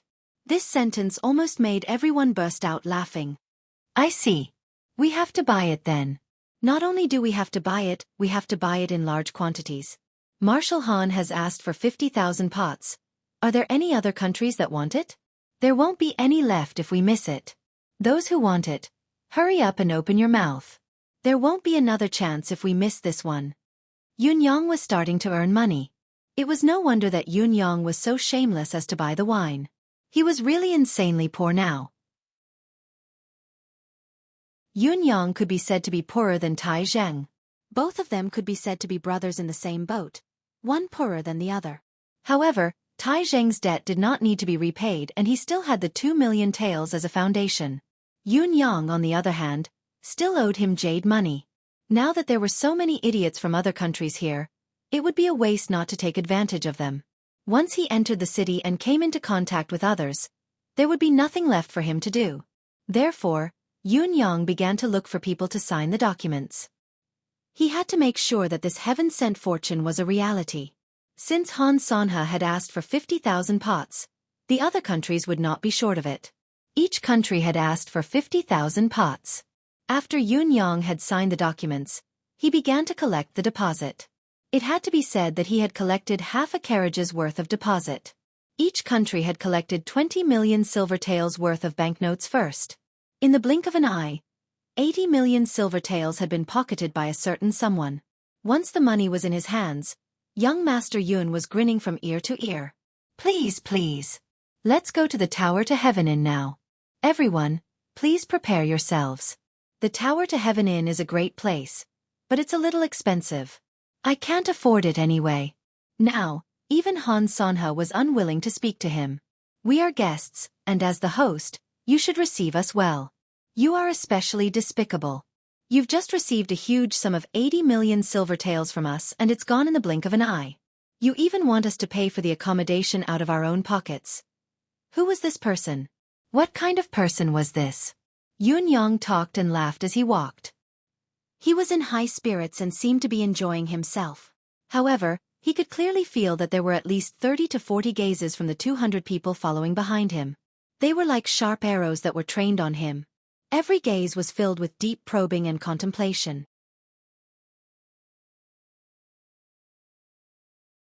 Chapter 185. Anyone who was qualified to be a famous general of this era would not be someone with an undeserved reputation. Yun Yang sighed in his heart. He felt that the few oldest fellows beside him, even though their beards had turned white, were even more cunning than thousand-year-old foxes. They were extremely experienced. It's late now. Everyone has come from afar and drunk a lot of wine. I'm sure you're all tired. Let's rest for the night. If you want to eat, Tower to Heaven Inn is very particular about this. You can eat whatever you want. As long as you have silver and can afford it, there's nothing you can't think of that can't be found here. Having arranged for so many people to stay in the Tower to Heaven Inn, Yun Yang was prepared to slip away. I still have to contact the wine. This thing is gaining momentum now. It's important to implement it as soon as possible. There's also the brothel and the casino. I have to greet them first, in case the boss isn't willing to entertain you all. This is my life of toil. I'll take my leave first. Yun Yang was all smiles, ignoring the generals who were urging him to stay, and slid out like a loach. What a joke. If I were to stay here, wouldn't I have to treat all of you to your meals and drinks? Do I look like a fool to you all? If you want me to treat, I'd be more than happy to put poison in the food. Yun Yang left without saying a word. There was no need to arrange anything. A few people were missing from each country's team at about the same time. Like a ghost, he disappeared without a trace. After a while, these people reappeared among the crowd. Han Sonha glanced at the person who had returned beside him discreetly. His gaze filled with doubt. The person shook his head, his expression odd. Han Sonha frowned as a voice came to his ears. That child only took a turn and disappeared. There are so many of us, so many pairs of eyes, but no one noticed how he disappeared. No one noticed that he had gone that way either. There's not even a trace of qi. How strange. The expert who had given chase was extremely frustrated by Yun Yang's disappearance as well. As a superb expert of 10th perfection, he could be called a master of his generation. Chasing a fifth peak shrimp was as easy as pinching a snail with 3 fingers, but he had lost him. He would be too embarrassed to talk about this when he returned. He had lost all his face. The generals of the other countries also received the same feedback. Instantly, all of them grimaced in pain, and some even had grave expressions. Tiantang City is indeed a place of hidden talents. Han Sonha sighed softly and said, "Forget it. There's still time in the future. He still has to bring us around for another 10 days or so. There's no rush. There will come a time when we can figure out this guy's background." How did Yun Yang disappear after making a turn after leaving the door? It was very simple. Yun Yang used his wind-walking body to transform into the wind and disappear into thin air. Tracking me? Are you kidding me, bro? How many jars? Young Master Ma's heart almost exploded. 200,000 pots. Yun Yang crossed his legs. So many? Young Master Ma widened his eyes. It took us a long time to finish the Iron Commander's order. Not to mention the workers. Even the managers are exhausted. Although 200,000 jars is not a large number, We may not be able to deliver the goods in a short period of time. I understand. It's fine as long as the first batch is delivered within 3 months. Yun Yang said reservedly. Also, I won't ask you to pay for this batch. Just give me a fair price. Just tell me how much a pot is it? Young Master Ma could not help hesitating. The last time, it was 200 taels a pot. Especially at the last moment, he and his father had added another 40,000 pots on their own accord. The entire transaction had cost them close to 10 million taels. It was not a small loss. Brother Yun, why don't you name a price and I'll consider it? As long as it's enough, I won't say another word. Young Master Ma had learned his lesson and made the first bid. He could not hold himself back when Yun Yang pressed down on him. I said I won't ask you to pay, so I won't. Yun Yang said, 500 taels a pot this time. What do you think?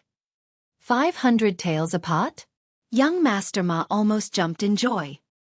He had thought that he would have to work for nothing again, or that he would have to pay a sum of money.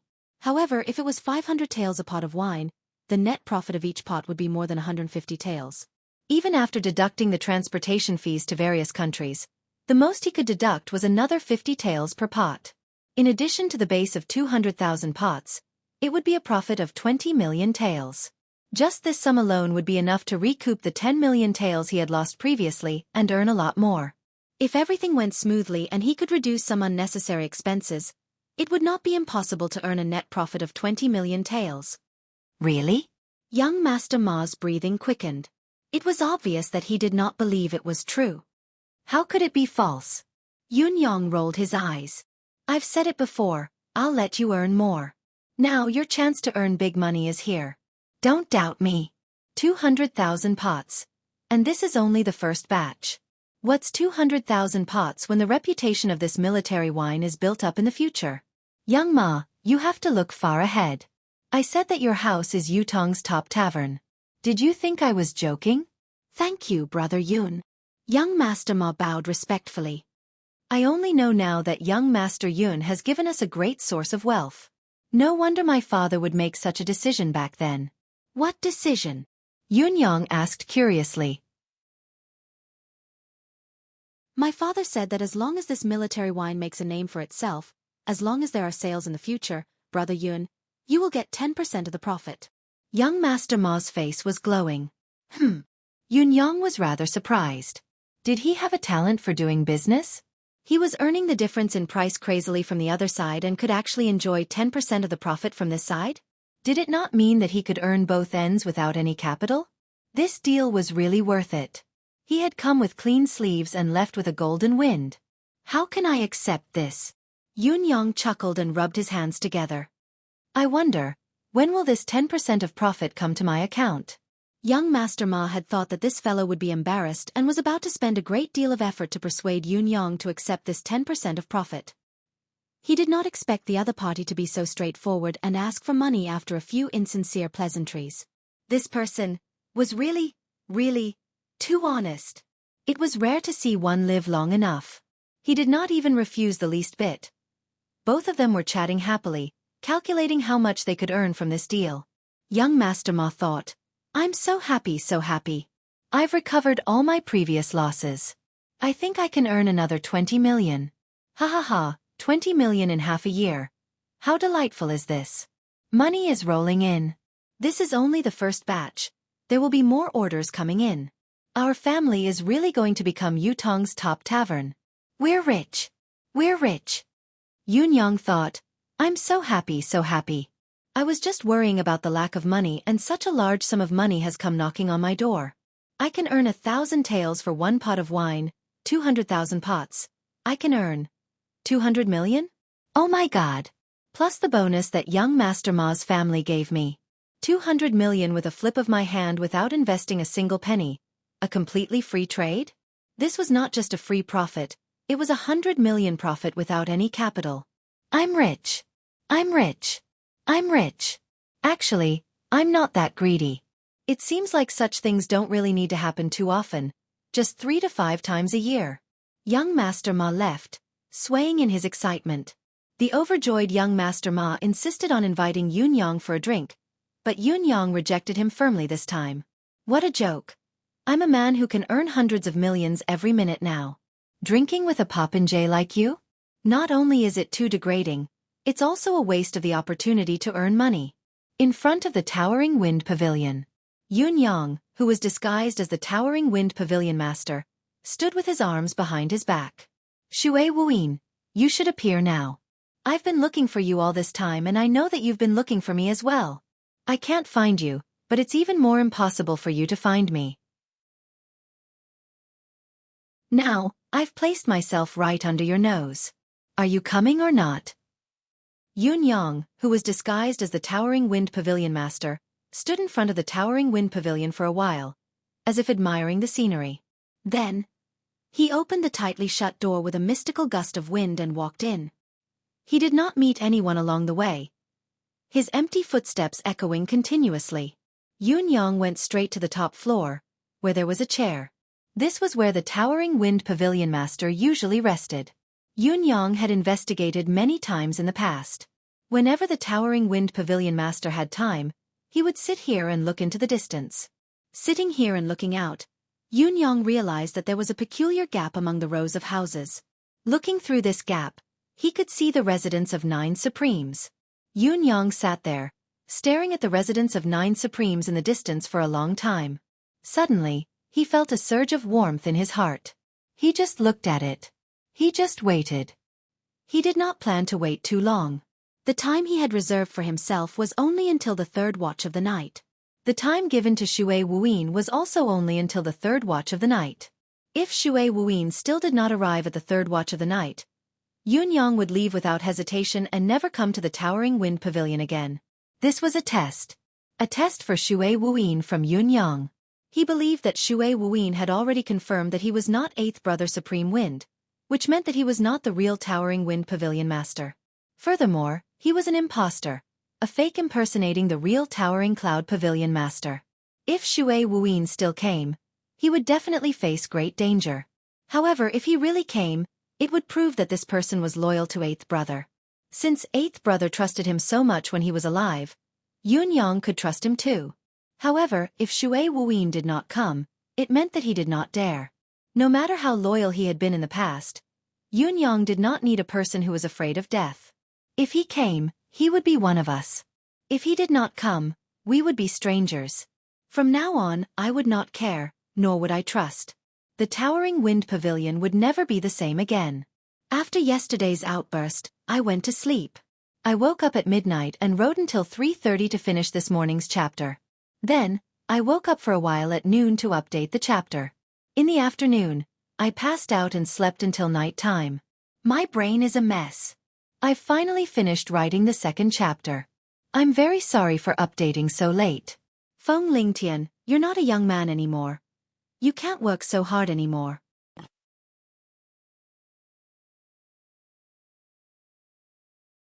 Chapter 186. Yun Yang sat in silence. He did not have to wait too long. Just after midnight, footsteps could be heard coming from the stairs. Only one person had come. The person's footsteps were steady but unusually determined. Only when he came to the door did he hesitate for a moment, but he walked in resolutely without any hesitation. The corners of Yun Yang's lips curled into a comforting and appreciative smile. The hesitation at the door was human nature.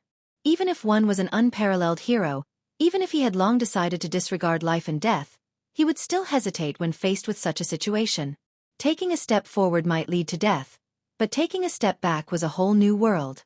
A person who could take a step forward after hesitating was at least a person who was unafraid of death. A person who would not turn back if there was a sense of righteousness. How could he not admire such a person? At the same time, Yun Yang was comforted that his 8th brother had such a subordinate. In contrast, if Xue Wuyin had stepped in without hesitation, Yun Yang's evaluation of him would not have been as high. There would only be 2 possibilities then. One would be the bravery of an ordinary man, while the other would be someone who had a well-thought-out plan and had ulterior motives. Yun Yang did not like either of these people. The approaching footsteps suddenly stopped. They were already at the door. Stop. The door was wide open. Yun Yang could even imagine the person at the door looking at him when he stopped. He still did not turn his head, still sitting there and looking outside. He stared at the ray of light, the residence of 9 Supremes that was shrouded by the night fog in the distance. Even though it was blurry, the residence of 9 Supremes was there. You're here. Xueqi stood at the door, his voice dry. Looking at the figure in the shadows that looked extremely familiar, yet extremely unfamiliar, he felt a sudden urge to tremble in his heart. You're here too. Yunyang said faintly. Where have you been all this time? I've been looking for you. Xueqi trembled, his voice hoarse as if his vocal cords were about to break. Looking for me? I've been looking for you all this time too. Yunyang heaved a soft sigh of relief and said, Since you came tonight, you must have made the necessary arrangements. Xueqi's strange voice was still like two pieces of sandpaper rubbing against each other in the dark night. That's right.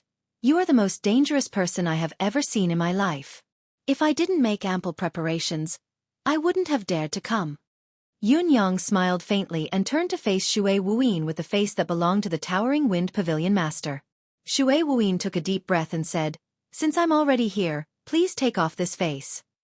Why? Yunyang asked. This is my boss's face, not yours. Xueqi stood at the door, his hoarse voice revealing traces of coldness.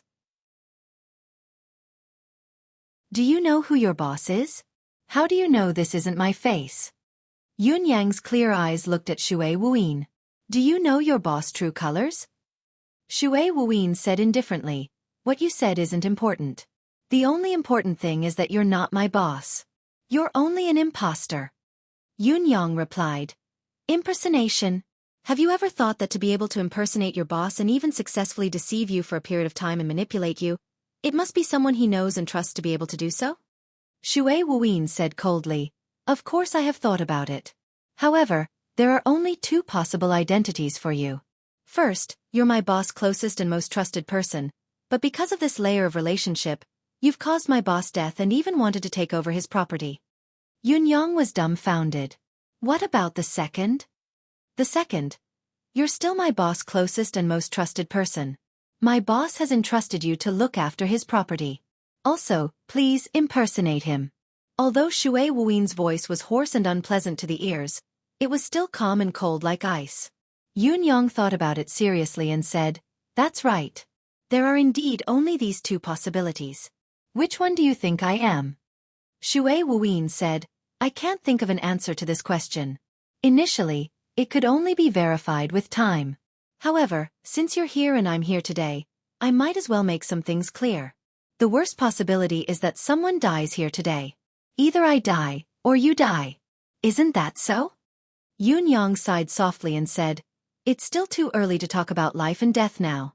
I've always been curious about who you are and what your background is. I know a lot about your boss, but he never told me about your real background. That's why I've always been curious. He said slowly, Right, your boss told me that he's never seen Xueqi anxious. I believe this because I've never seen you anxious either, except for today. I believe that if your boss was here now and saw how anxious you are for him, he would be very comforted. Xueqi clenched his fists tightly and looked at Yunyang. I only want to know who you are now. Everything else is not important. Yunyang stood up slowly, his body unmoving, but the windows around him were suddenly shut. Xueqi had been standing by the door and had not actually come in, but for some reason, he had moved a step forward involuntarily while the door behind him had closed soundlessly. Xueqi snorted and said, Do you think that you can change my mind by closing the door? Yunyang said faintly, I only want to tell you the truth, but it's better for us to communicate one-on-one. Xueqi snorted coldly and did not comment further. Yunyang said, Your boss is the closest person to me. Xueqi snorted disdainfully, a mocking expression appearing on his face as he said, I know. I've always known that you're the closest person to boss. But do you know that there are 36 people outside this room with hidden weapons aimed at this place, ready to make a move at any time? He ignored Yunyang's words and continued, Also, I've planted enough explosives under this room to blow up a lake. Other than that, I've also hollowed out a considerable portion of this room's walls and filled them with poison. I believe that the amount of poisonous smoke alone is enough to poison half of Tiantang City's population to death. Xueqi said calmly, So no matter how high your cultivation base is, even if you're Ling Xiaozue himself, You won't be able to walk out of here if you can't give me a satisfactory answer today. I don't need to give the order for all this. With a single thought, all the killing moves will be executed immediately. Xue Wuyin said faintly, mind control, do you know that? Yun Yang replied, mind control? You're actually from the Ling clan? Xue Wuyin snorted and said, speak, who are you? Yun Yang smiled faintly. You've told me so much, I have to return the favor no matter what. What I want to tell you now is that I don't doubt what you've said at all. It's a pity that these arrangements are completely useless against me. Xue Wuyin snorted coldly and was about to retort when he saw the silhouette sitting opposite him disappear. What replaced it was a pure white cloud. It floated in the air, coming and going at a leisurely pace. Xue Wuyin's eyes widened at once, his brain going into a blank state. The cloud in the air dispersed into thousands of wisps of fog, covering every inch of the space. Then, it condensed into a ball of fog once again. Yun Yang's body materialized in front of Xue Wuyin once more. Looking at Xue Wuyin's shocked gaze, Yun Yang smiled warmly. Wuyin, do you recognize me now? The face that Yun Yang had revealed now was his original appearance. Young Master Yun? Yun Yang? It's you? Xue Wuyin's voice was stuttering, but he had instinctively lowered his voice. Yun Yang sighed softly. You don't recognize me? Xue Wuyin's eyes flashed with excitement and reverence as he nodded continuously. His face was flushed as he lowered his voice to a whisper. You are Supreme Yun? Yun Yang's gaze flickered as his tone turned melancholic as he said faintly, your boss is my 8th brother. Wind. Xue Wuyin was dumbstruck. The boss that he had been loyal to was actually Lord Supreme Wind, whom the world's heroes revered? Your boss. My 8th brother. He's already. Yun Yang closed his eyes. Your guess is right. He has already entrusted everything to me. That's why I'm pretending to be him. I'm not bad at acting as 8th brother. Other than you, no one else would have noticed. Yun Yang's words sounded rather humorous, but both Yun Yang and Xue Wuyin were filled with sorrow. Their hearts were filled with sorrow. Xue Wuyin stood there dumbfounded, feeling a loud boom in his mind. Those were countless thunderbolts that formed an earth-shattering bombardment in his mind. Even his soul seemed to have been blasted into pieces, leaving nothing behind. However, Yun Yang's voice was still like a nightmare, drilling into his ears continuously. After a long time. Do you believe me? Yun Yang asked. Xue Wuyin's gaze was agonized as he said hoarsely, I do.